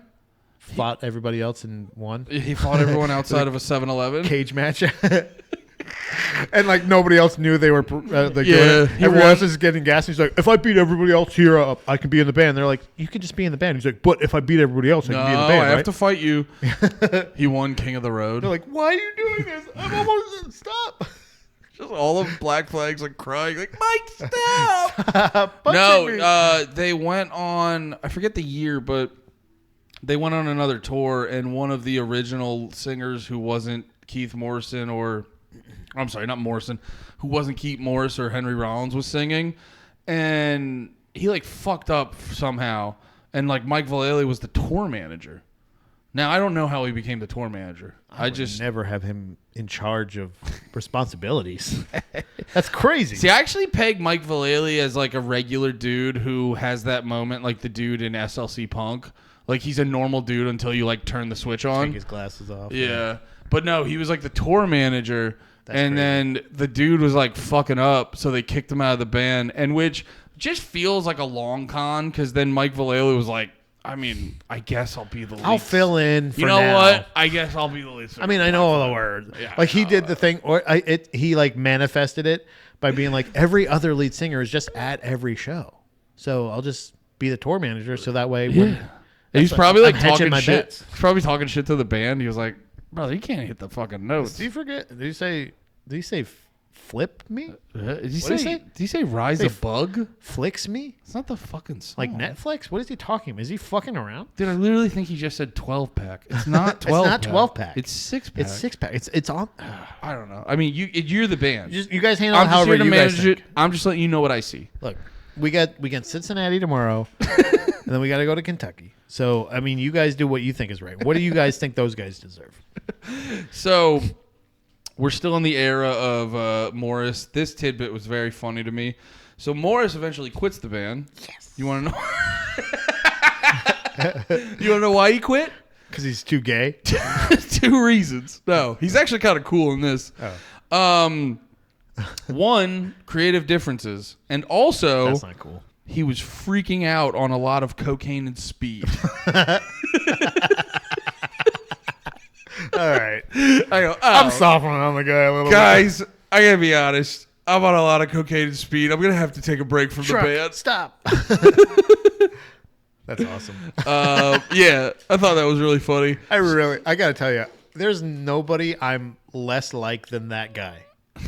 Like, I dislike that guy so much. I think we are almost complete polar opposites. He's a Keith white guy with Morris. dreads. He's like super skinny. I'm fat.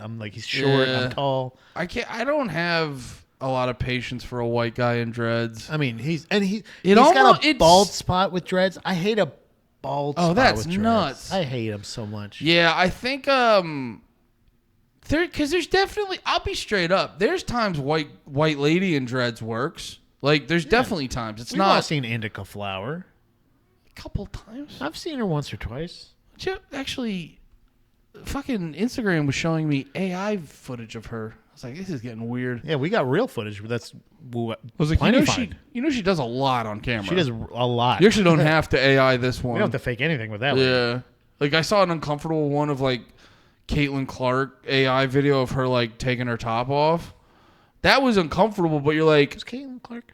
the basketball girl that everyone's saying we love. Yeah, I forgot. The The white lady, right? What? The white lady. White that lady. every- Yeah. Angel Reese is the black lady that. That's the one. Yeah. yeah. She's They're- very pretty too. She's fine. I would watch an AI video of her taking her shirt off. I'm more of a fan. There's like some tall. I don't know if she's Norwegian, but she's got that like white Norwegian lady energy to her. You know why I don't like Henry Rollins? Because if he was watching this, he wouldn't like what we're saying. Yeah, that's like the best way to He put wouldn't it. get it. No, Henry joking. Rollins wouldn't. Henry. And those are the type of people that drive me up a fucking wall. Where you're like, no, this is fun. We're Yeah. being We're having a good fun. time. We're being real people. I honestly didn't know who Caitlin Clark was until you said that. But, Yeah. But then Angel Reese, I know, is the black lady version. Yeah, of her. she sells Reese's cups. Yeah, love it. Yeah, and the special Big Mac meal or You got something. chocolate in my peanut butter, motherfucker. She's black. Shit. Trying to buy this Big Mac, baby girl? Come over here. Was that number 5? Did I get it in the top 5 with that Come over here, sweetie. Eat these Reese's Puffs. Shit. So Angel Reese joins the band. No, Morris leaves the band. Then we got Ron Reyes. He sings on Jealous Again. Not a lot there. He was just kind of like, one of the guys in the band. Yeah. I will say I didn't get a chance to watch it, but there's a really good documentary. I watched a little bit of it back in the day, but there's a really good documentary that talks about punk in LA around the time Ron Reyes was in the band, called Decline of Western Civilization. Oh yeah, I remember you talking about that. Yeah, and yeah. I think you can watch that on YouTube actually. So go. That wasn't as off mic as I That thought. ripped. Sorry. That was great. The what was the meter we had? Oh yeah, the Ripometer. The Ripometer. No. Damn. Fuck. Thank God you wrote the it Richter down. scale. Hold Richter on. scale. Oh fuck. I literally got scared. I got it, guys. I also got the classic joke, number 5, I got scared. top 5. Oh yeah, and so this was interesting too. The Ron Reyes lineup was the first lineup where they actually left the fucking state. So they it was the first Oh, time. they haven't even played out of state by this point. Oh yeah, no, they haven't even left the actual fucking state. Because I know we try to keep the timeline similar years at least. So I was 80. This is 81, I believe. This is 80. 80 also. So Damage is 81. Okay, so this is 80. So all right, so yeah. I Yeah. wanted to make sure. So that's really interesting. I thought I would have sworn that Damage was their debut as well. So it is their debut It's album. Henry's debut. But here, when we get to Sorry. Damage, I have a lot of interesting info I'm messing about with the your timeline. No, a no, lot. you're fine. This is 2 Beer Pat. You're Sorry. fine. Pat's like, I got mine out of the way. I know. I'm just chatting. Honestly, I'm off, baby. I got all my info out of the way. I'm drinking 2 beers. I'm chitting. Fucking I'm note, shit. dude. I don't need no notes, dude. You just tell me about it. I'm gonna do one of these. I'm gonna be sit back Pat. I'm gonna turn my listening hat on. So the Jealous Again EP is okay. Still musically bad, but I think the vocals are getting better. But this made me not like Reyes. Okay. So Reyes eventually quits the band mid-performance Ugh. at the Fleetwood in Redondo because the audience was getting too violent. Oh, And you're like, brother, what? wow. Which I'm like, what were they doing? Like, I get it. It's like LA in the fucking 80s. They're probably like in the midst of gang warfare in the audience. Yeah. And then the cop just comes in. The cops are just like, all right, There's hardly any of them here. But yeah, just reading that, I was like, well, good riddance. I was thinking about, that is kind of, honestly, if you can't stand the heat, get out of the kitchen. But, I mean, I have heard plenty of stories of even from NoFX songs, Fat Mike explaining like how The if violence you were a was metalhead, different. if you were a metalhead at a punk show, they would like beat the fuck out of you. Well, And it's like, wow, that's crazy. I love both those things though. And there's a difference too, like now, like now when you hear bands talk about like Nazis and stuff, there is a part of you where like, are you guys really running into Nazis at the shows? I will tell you, it's so strange to say this. In St. Petersburg, Florida, there was a weird Nazi like gang. But when was that? Through 2000s, early 2000s. Yeah, exactly. Yeah. So that's the thing. Like the reason, like, Might have been like a self-fulfilling prophecy. Like they say that they are there, and then maybe somebody's like kind of fulfills that role. But like in the 80s, like Dead Kennedys they're putting out songs called Nazi Punks Fuck Off. Yeah. And it's because the Nazi punks keep coming to the shows. Yeah. So it is very violent. It is admittedly way more violent than the shows we went to. What yes. I'm trying to say, it's the difference between like there's definitely dudes who have shitty opinions now who are off on the side and stuff. Back in the day, it's like, no, they're wearing the boots and the jackets and they're coming and they're causing problems. I will say this though. He joined the band and then starts so obviously he has to be somewhat familiar or at least going to shows. You were in the crowd. That's what I'm saying. Is like, so it's not like you aren't familiar with how violent it can be. You were literally don't join fan. Black Flag. Yeah, dude, don't be in the band. You're like, wait a minute, why are you singing about all this politics shit and dead Kennedys? I thought you guys. Wait, the dead Kennedys are political? Wait, Black Flag? Wait, you're guys violent? And then the The third guy's dude, named after poison. the third dude who sung was my favorite, Des Cadena, and he was also a fan. I've seen Dez from Black Flag with M500 or M200. I can't remember the name, but it's Misfits. It was Jerry Only from the Misfits, him from Black Flag, and it was Marky Ramone. And That's cool. they did a bunch of like 50s covers. They did Black Flag songs, Misfit songs, and Ramone songs. very It was cool. the coolest thing I've ever seen. Sorry. What was the band called? M500 or M200 or I can't remember. It was 2500. It was like a weird time between where Jerry Only was the only active Misfits member, I think, and like what's his face that already left, the lead singer guy, Danzig. and, the other guy. Second Danzig. Yeah, second dang it. When he left, like God, I can't remember his name. Much more crooning. Yeah, that guy. yeah. He still wanted to do it, so Jerry Only sang all the songs. Wasn't great singing, but they were still cool to see all those punk songs in like What a did Jerry melody. only play? Bass. Bass, yeah. They did. Hold on, actually, they did. I'll look it up. God damn it! I need my phone. Here, wait. Can we take a super quick break? I just have to piss. Okay, yeah. I'll grab my phone. You know, I was thinking about this when I was taking a quick little pee-pee. What's that? We didn't acknowledge the Dead Kennedys. I think people take it for granted now. That name was insane. Yeah. In like the late 70s to Like, call your band that. The Misfits had that the Bullet shirt or whatever, Yeah. but like that was they're being cheeky with it. Like, Dead, it's actually- Dead Kennedys is not being cheeky. They're just going. They're dead. It's actually impressive how big the Dead Kennedys got with that name. Also, by the way, the band I was talking about was called Project 1950. Gotcha. Is the release that they were touring with, and it was technically still the Misfits, but and it was just them doing a bunch of. So they did This Magic Moment, Dream Lover, that song Donna, all that stuff like Monster Mash, a bunch of other 1950s covers, as well as Black Flag, Misfits, and Ramones.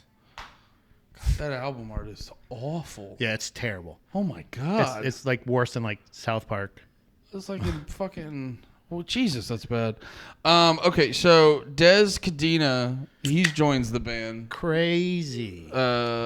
Crazy. He joins the band. You know why he stops being the singer? What's that? He doesn't like doing it anymore. Not violent enough. He's literally just like, I don't know. My voice hurts. I'm gonna go play guitar. This hurts. I'm leaving. Yeah. So he was playing guitar, and that's where Henry Rollins comes in because Rollins lives in D.C. and a fun little conspiracy sidebar on this app.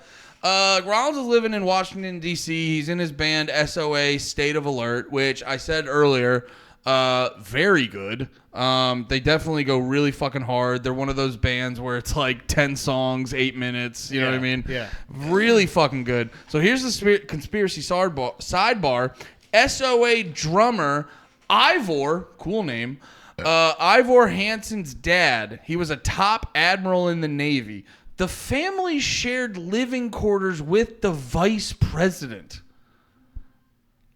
of the U.S. That's crazy. of the United States of America, and they were in they lived in the U.S. Naval Observatory. And who was in the band that was living with him again? That was their drummer. Was like related to like. So you think Henry Rollins is a psyop? Yeah. Henry Rollins is a Fed. I knew it. Very clearly, obviously. The band would practice there and would have to be let in by Secret Service. That's crazy. Yeah, so he like knew Secret Service members. That's super. See, I think that's the thing with Henry Rollins is he has this era. It's almost like this how I feel about Rage Against the Machine now. Yeah. Of like this thing of like you've always been this phony kind of privileged dude. Yeah. Like you've always had, but he's also had. But I think the thing that I respect or that I is the artistry about him is the fact that like he's worked at like a Duncan. What was it? Duncan Hines, or he worked somewhere. Haagen-Dazs with the guy from Minor Threat, Ian MacKaye. Yeah. They like worked there together, and he also has worked at like other like different jobs of like. Dom told me the story about him. He in one of his poetry things or whatever. He's talking about working at this vet's office where he was apparently in charge of like exterminating the pets or something like that, and did it by like hitting them with a hammer or some shit. It was like or like gassing them or some crazy super like vivid crazy explanation where you're like, what is wrong? I think he's just a dark ass dude, but it doesn't mean that he doesn't come from. I think he's just angry and dark. Yeah, you know what I mean? Like, so I do think that he definitely seems a lot less phony, but that is crazy to be like, yeah, you're in this. I will benefit of the doubt. It could also just be the rich friend. Yeah. But, you know, also how do you get in those? It's hard to tell. Yeah. I don't know. I saw too conspiracy people were showing that I forgot about that and got reminded researching this, and I remember seeing conspiracy people throw that out, and I go, yeah, I don't know, man. I've had rich friends. It's not enough to like. I don't think he's a fucking Fed. I have no fucking clue. Yeah. I mean, maybe there's a Fed op to be like, let's make punk gay. You know what I mean? Yeah. So it's like, and like he's the most like when anybody thinks of Black Flag, most people think of Black Flag, they think Henry Rollins.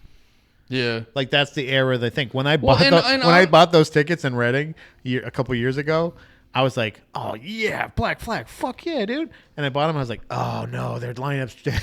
I didn't think about it. Oh no. Oh, it's dead. Oh no. They got dead. That's the only fuck and then going to see them and it's just like this shitty. It's almost like their first show. It's like it seems like a VFW hall. Like it's just like this weird performance place, and it just stunk. It was just bad. Mm-hmm. But sorry. No, you're good. This actually made me like Rollins because he was like a fan. So he was in SOA and he was a fan of Black Flag.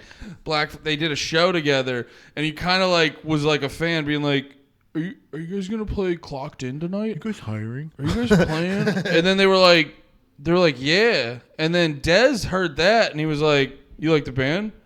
Do you want to sing the song maybe? You want to quit your band?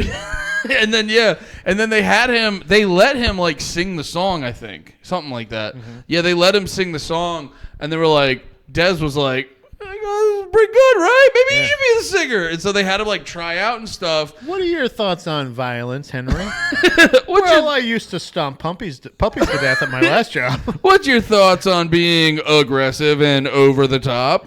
And he was like, I'm your man. So yeah, basically they were like, okay, your Dez was like, you're way better than me. I don't want to sing anymore. So they basically, because he was still pretty new, they basically he was the roadie for the rest of the tour. That's how they justified putting him on. So he would learn the songs during sound check. Was he still in SOA? I think he like quit. They Okay. only did like one EP, so I don't know Like how they played that show together, and then he went on tour with them like a circus. I think I don't know if it was that immediate, but it felt pretty quick. But yeah, so he's being the roadie. He's learning the songs during like sound check, and then when they would do, if there was like a song he knew more, they'd have him hop in, and then he'd also like jump in on encore. So I thought that was actually like a smart way They like to eased him in. get him. Well, when you into go the through band. like 3 singers in less than a year, they're probably like, let's just make sure this guy's fucking committed Yeah. before we put him on the goddamn payroll. Exactly. Well, and they also too were pretty like when it came to practicing and shit, they were pretty militant and like professional. They said it was hard to get a bassist at first because they would practice like almost 7 days a week and shit like that. Which is very funny when it's like, I don't know. There's always something when it's like, you're like, yeah, we would always practice 7 days a week. And I was like, I've never watched a Black Flag show and been like, you know what? They're locked in. They seem tight. Yeah, they seem like they really put in the work to practice. Yeah, it sounds messy and dumb. And if that's you practicing 7 days a week, you should probably practice 8 days a week. But yeah, no, it was funny. There was a noted point where it's like they liked Rollins because he stuck out because of his intensity, but Rollins being in a band, there was notably less humor and shifted to a way out poet. Yeah, and it was like even the band's like yeah, there was a bit of a shift when Rollins showed up. They're being so nice about it, but they're just like, yeah, it got different. Yeah, we didn't. You know, Henry's Henry. Henry's less pranks. I'll put it that way. Henry's Henry. We did a lot less goosing. We did a lot less goosing of people. We didn't goose his people because he punched the guy that goosed him once at the gas station, and so pranks stopped after that. And then we just kind of sat silent in the van for a while. He didn't like what we picked for music. So Is that why Mike Vallely wanted to be in the band? He was like, "Oh, Henry thinks he's tough. I'm tough. I'll show him. I'm tough as fuck. I'm tough as shit. I'll be way more aggressive and tough." So you were asking a bunch about the recordings and stuff. Yeah. And I was being a little cagey because I wanted to save it for this. So a lot of those recordings are actually previous sessions of attempts at recording Damage, kind of.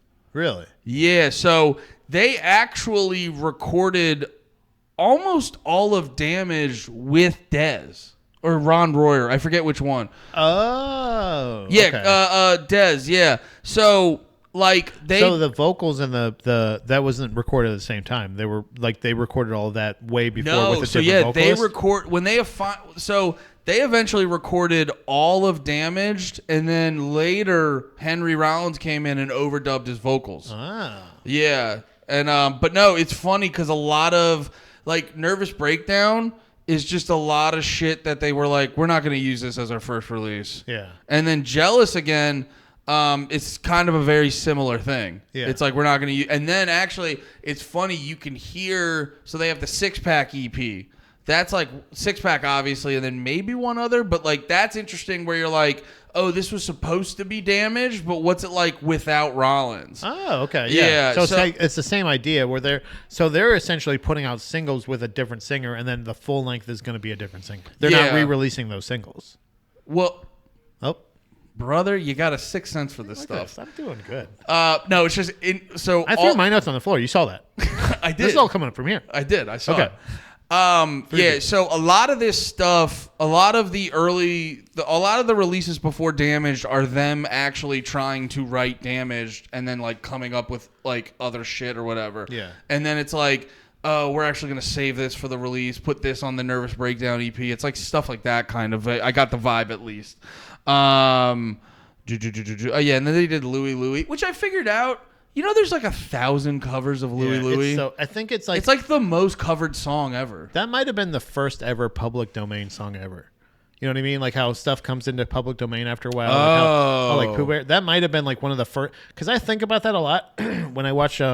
We just watched a '90s movie just recently, and like the music they had was very specifically all from one like time period. It sounded like it was all Sure. like early '60s. Maybe Were there a lot of or, like, covers? Yeah, it was all like Because that's the thing they do. It They was like- you can get the big song for cheaper if you just get a cover of it. But the covers even were like covers from even before, so it almost felt like it the song became public domain or Yeah. more like it dropped down to another Sure. tier or something. I'm sure that's well, and also too, because I saw people complaining about this where I learned this actually listening to a podcast driving down here with my mom when I first moved out to Austin. But you notice like a couple years ago, like every pop song, it would just be the hook of like an 80s song. Yeah. And then like Nicki Minaj doing her thing. That's what I was saying. Like the early 90s were like covers of 30 songs done in the 60s. So you know what I mean? So here's what I realized. Yeah. That's not a new thing. No. It's been going on It's, forever. It's like cyclical. And even back in the day, like back in the day in like the 50s and like in the 50s and shit, a lot of artists would do way more covers than they actually do now. That's why Back to the Future is done in the 80s, but it's based in the 50s. Yes. Same idea. It's like they're just being super obvious about like all the stuff in the 50s is public domain now, so we're gonna use this. You know what I mean? Like they're just like, oh, you should. What's the thing? You should hear this. You got to hear this. What's the fucking guy's name? I can't remember. Chuck Berry. Yeah, Chuck Berry. Hey, this is your cousin Marvin. Marvin Berry. Have you heard this? You know, like Yeah. it's just like it's public domain now. Yeah. No, it makes sense. So they had a lot of the sessions. I'll skip ahead. Yeah. Because to what you were asking about. So they run, and I'll get more specific in a minute. But so post Damage, Black Flag runs into a little bit of legal trouble, and while they're in that legal trouble, they can't use their name for anything. Oh, But they because still- of the bug company. Yeah. So they still wanna the what? the poison company, right? No. Wasn't it a Black No, Flag was this. a? Oh, yeah. That was no. This. That, I remember hearing something about that. I thought that's what the legal trouble was. No, they were in legal trouble because so they write Damage. Damage comes. They press like 25,000 copies, and so they're the DIY label that they started is SST, but they want bigger distribution, so they're going through this label called Unicorn Records, which is like a subsidiary of MCA.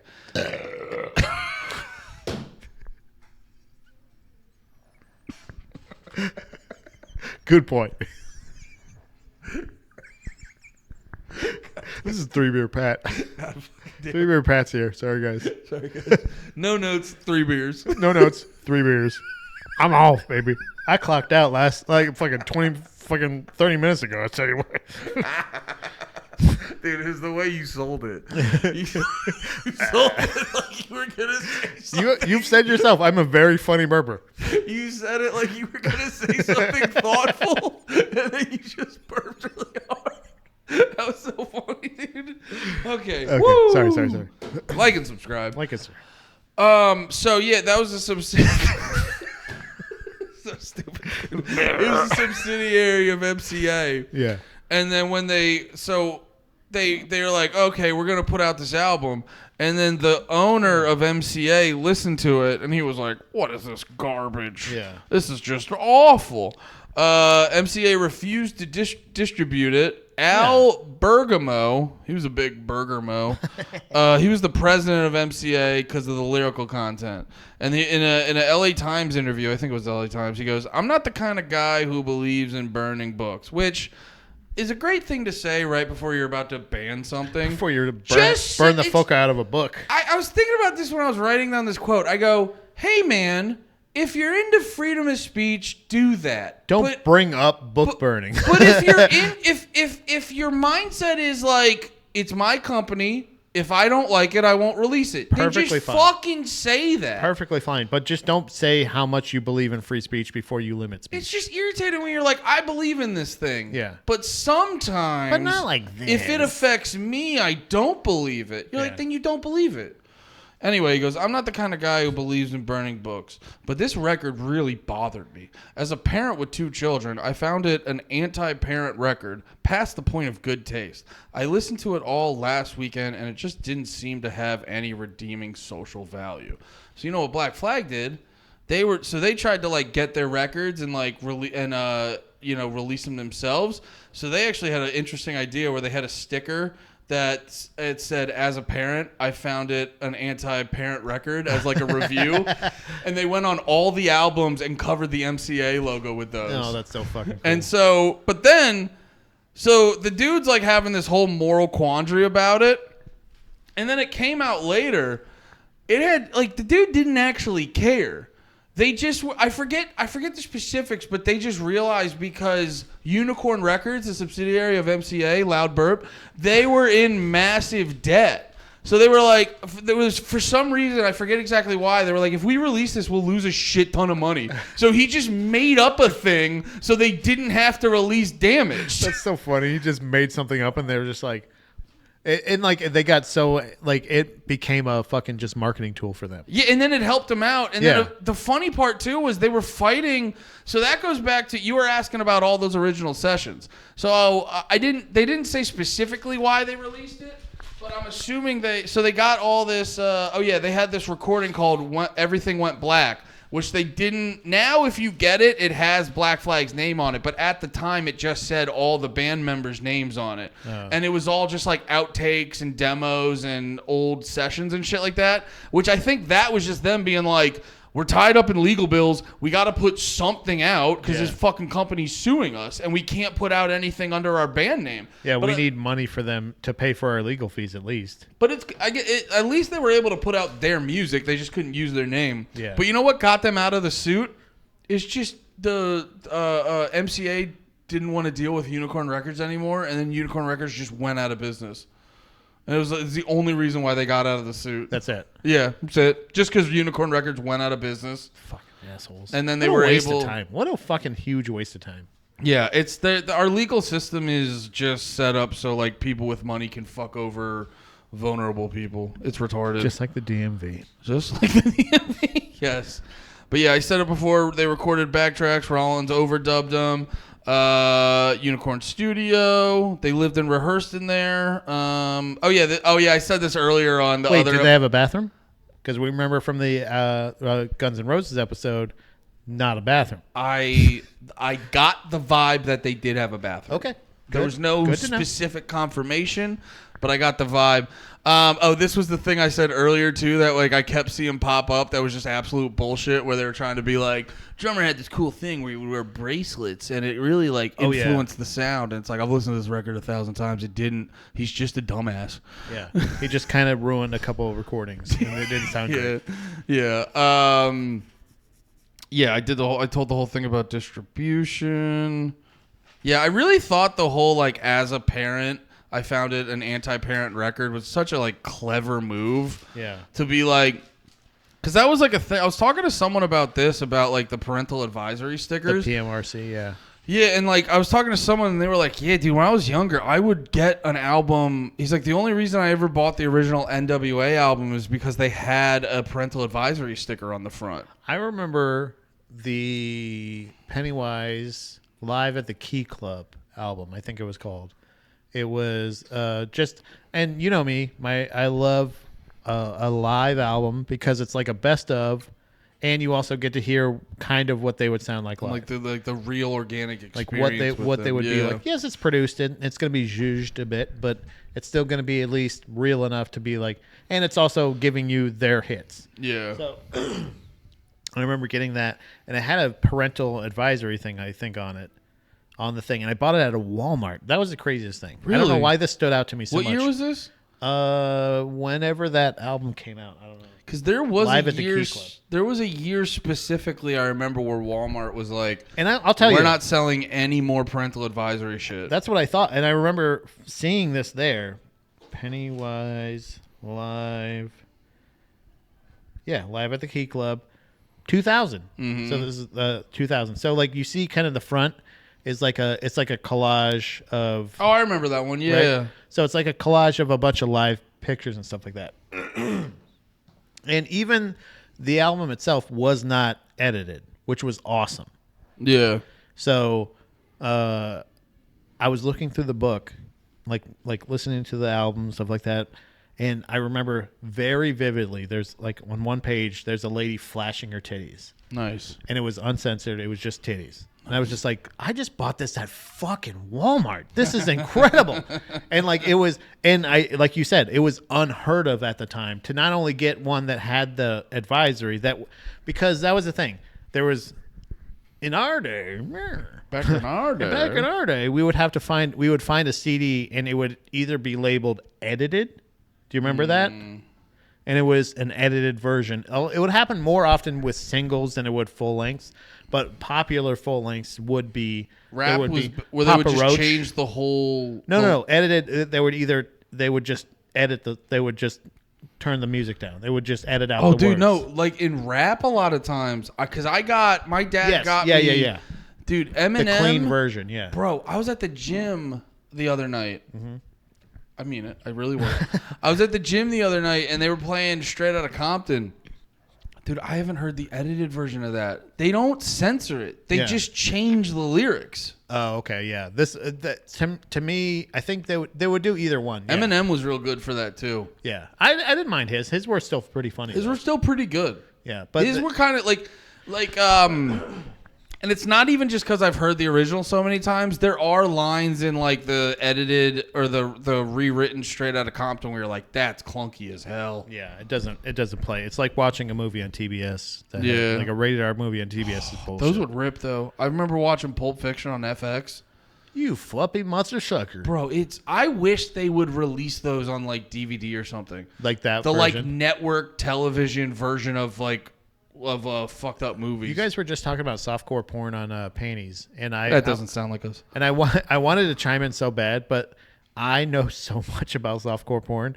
It usually those softcore movies are still legitimate porn stars, but they Just get no insertion. they get a lower rate, and the guys usually wear like a little hammock Yeah. to like kind of tuck their pee in their back. I've heard that's what they do in like regular movies. Yeah. So that makes sense. So yeah. they dry hump essentially. Yeah. And like that's Well, I remember like what was because fun? like one of my favorites was Kira Reed growing up. I'm trying to remember her. You wouldn't. I don't think you know her. I would- She's special. Dude, it was so funny when I would upgrade from softcore to like more hardcore porn. Yeah. Cause like I was a fucking field mouse in the big city watching softcore. Yeah. Cause I was like, whoa. And then like I would watch regular porn where you would actually like see the dude pumping and you would Yeah. actually like see his dick and shit.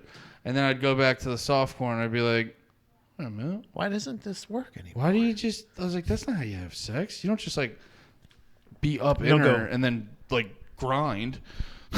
You know what I mean? And I remember just being like, something's up. And then Yeah. finally, I watched one where I literally could see the dude's dickhead poking through her legs because they didn't edit it out properly. Yeah. And I was like, my whole life's a lie. Yeah. All of this is fake. Yeah. But yeah, that's kind of it for Black Flag. Well, no, for history wise, Yeah, yeah. music wise, I mean, I didn't go as extensive as you did, but definitely like big ones that stand out for me. Pause. Big songs that stand out for me were I remember the first time hearing Rise Above. Yeah. And just the way that it comes in on just the hi-hat and when the whole band kicks in. Yeah. Oh, that guitar part, like Rise Above was a big deal for me. Six Pack, I really like the lyrical content. TV Party is like hokey, but it still fucking goes. Did you ever hear the Futurama cover of that?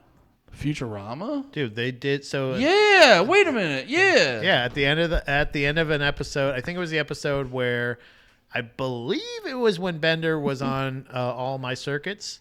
Probably. And at the end of that episode, he says something about the importance of not paying too much attention to TV, and it was them doing the voices of TV Party Tonight. No, interesting. But yeah, I don't know. Like a lot of these songs are kind of clunky, but you just thinking about it, like, damn, this band went this hard in '81. Yeah. You like really appreciate it. It's not until the end where I kind of like tune out because once they like hit you with like Damage 2 and they start getting a little, it's really when like. Because my problem with Black Flag, and I was listening to a bunch of their other stuff just to kind of get broader context to their music. It's just whenever Poet Rollins decides to come out, that's where I'm always like, I'm good, bro. I'm good. I love angst Rollins, but I don't like emotional Rollins. Yeah. Yeah. It's not good. And then it's like a lot of the stuff doesn't hold up the same. Now, I'm not as extensively deep into the other Black Flag catalog, but I listened to a decent amount this week. And yeah, I mean, you know, if Damaged is the only one that like holds up fairly strong, it's a pretty solid contribution to the world of music. Yeah. So, yeah, while it may not hold up as one of my top albums till the end of time, it would be dumb of me to not acknowledge the immense contribution that Damaged by Black Flag has done for the musical world. Yeah. So for that, thank you. Thank you. Thank you. Thank you, Henry Rollins. Thank you, Glenn Glynn. No, thank you, Keith Morris. You piece of right. We hate him. No, I don't like that guy. You piece of shit. You know I hate that guy. You know that. You've known that since You the beginning know of this that. episode. You know that about me. So where do you want to go from here? Oh, let's see. Let's see. All right. So we have. All right. I honestly, I kind of panicked right in the last minute or two. You might be able to see it. I was not even thinking of what we could do next. But I will say we've been similar years. We'll go similar years again, but let's go similar locations. Ooh. Let's go bands from similar locations. I say, you, sir. I challenge you. You, look at me. Because I pointed at that poster earlier because I want to talk about that dickhead from the Circle Jerks. There's a band on that poster I want you to listen to.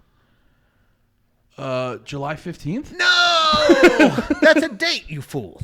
I want you, sir, to cover The Shape of Punk to Come Oh. from 1998. Ooh. And there's a little band from that same era, same area Hold up. as well. Are you picking both bands? What a power. Can I do move. that or no? Yeah, I don't know a band from Sweden. That's what I was going to say. A band from the same town in Sweden, a little band known as Meshuggah, has a release from 1997 called The Human Design. And I have not listened to this album. Ever. I've never listened to this album ever. And I just recently discovered not only is Meshuggah from the same town as Refuse, one of my favorite bands, but they are also... I forgot the other part. No, I'm excited to listen to I'm new to this band, so I haven't listened to this. I'm excited to listen to this album again. Looks like there's this cool cover. Ooh, who's Brutus? I'm gonna check them out. I'm a little stinker. I'm a little rascal. I don't like it. Sorry, But no, I'm if- in rascal mode. If you, this is that album in particular is one of my all-time favorites. So I don't think there's really anything else for me to research, but I would love to find out what your opinion of that band is. Yeah. And Meshuggah is a band that not only are we both know from the song "Bleed," which is a world-famous metal song. I would argue is one of the hardest double bass parts to ever play. Top 5 songs, metal songs, I think, of all time. Wait, what's Incredible. the Meshuggah album? It's called the True Human Design. And I didn't know. So I've listened to Bleed on, but I haven't necessarily listened to anything beforehand. So I haven't done a deep dive on Meshuggah. What are you doing, Stanley? Stanley, what are you Brother. doing, dude? Put it down. Yeah, get a pic of it. You guys aren't getting the full view, but there's a whole front view. That we're Wait, getting. which one are you listening to? Yeah, that one. It's like 1997. 6 songs. Is that not the same? Could I not Must do that? not be. It's the only release I saw from theirs of around 90. It was 1997, and The Shape of Punk to Come is 1998. The True Human. Yeah, I could do. No, it's literally. I'm just saying it's 2 songs. Is it really? Yeah, look, it's like a single. Look what's on it. Oh. Yeah. Okay. So do you want me to do 1995 or 2008 is the next one after that? I mean, it's still the same town. I haven't listened to this one either. What year's Shape the Punk to Come? Is 1998. So I could go. Let's see, 1997. I just did that one. 1995 Yeah. that's 15 songs. Oh wait, no. Chaos Fear is 98. You want me to do that? Which one do you want to do? Which one's bigger? Oh, I saw the reloaded part. Yeah, Sorry. yeah. I'll do No, I 98, saw yeah. that too. Okay, I'll do 1998. There we go. Okay, cool. My bad. Chaos Fear. Copy that. Thanks for hanging out with us. My sugar versus Refuse next time. Bye.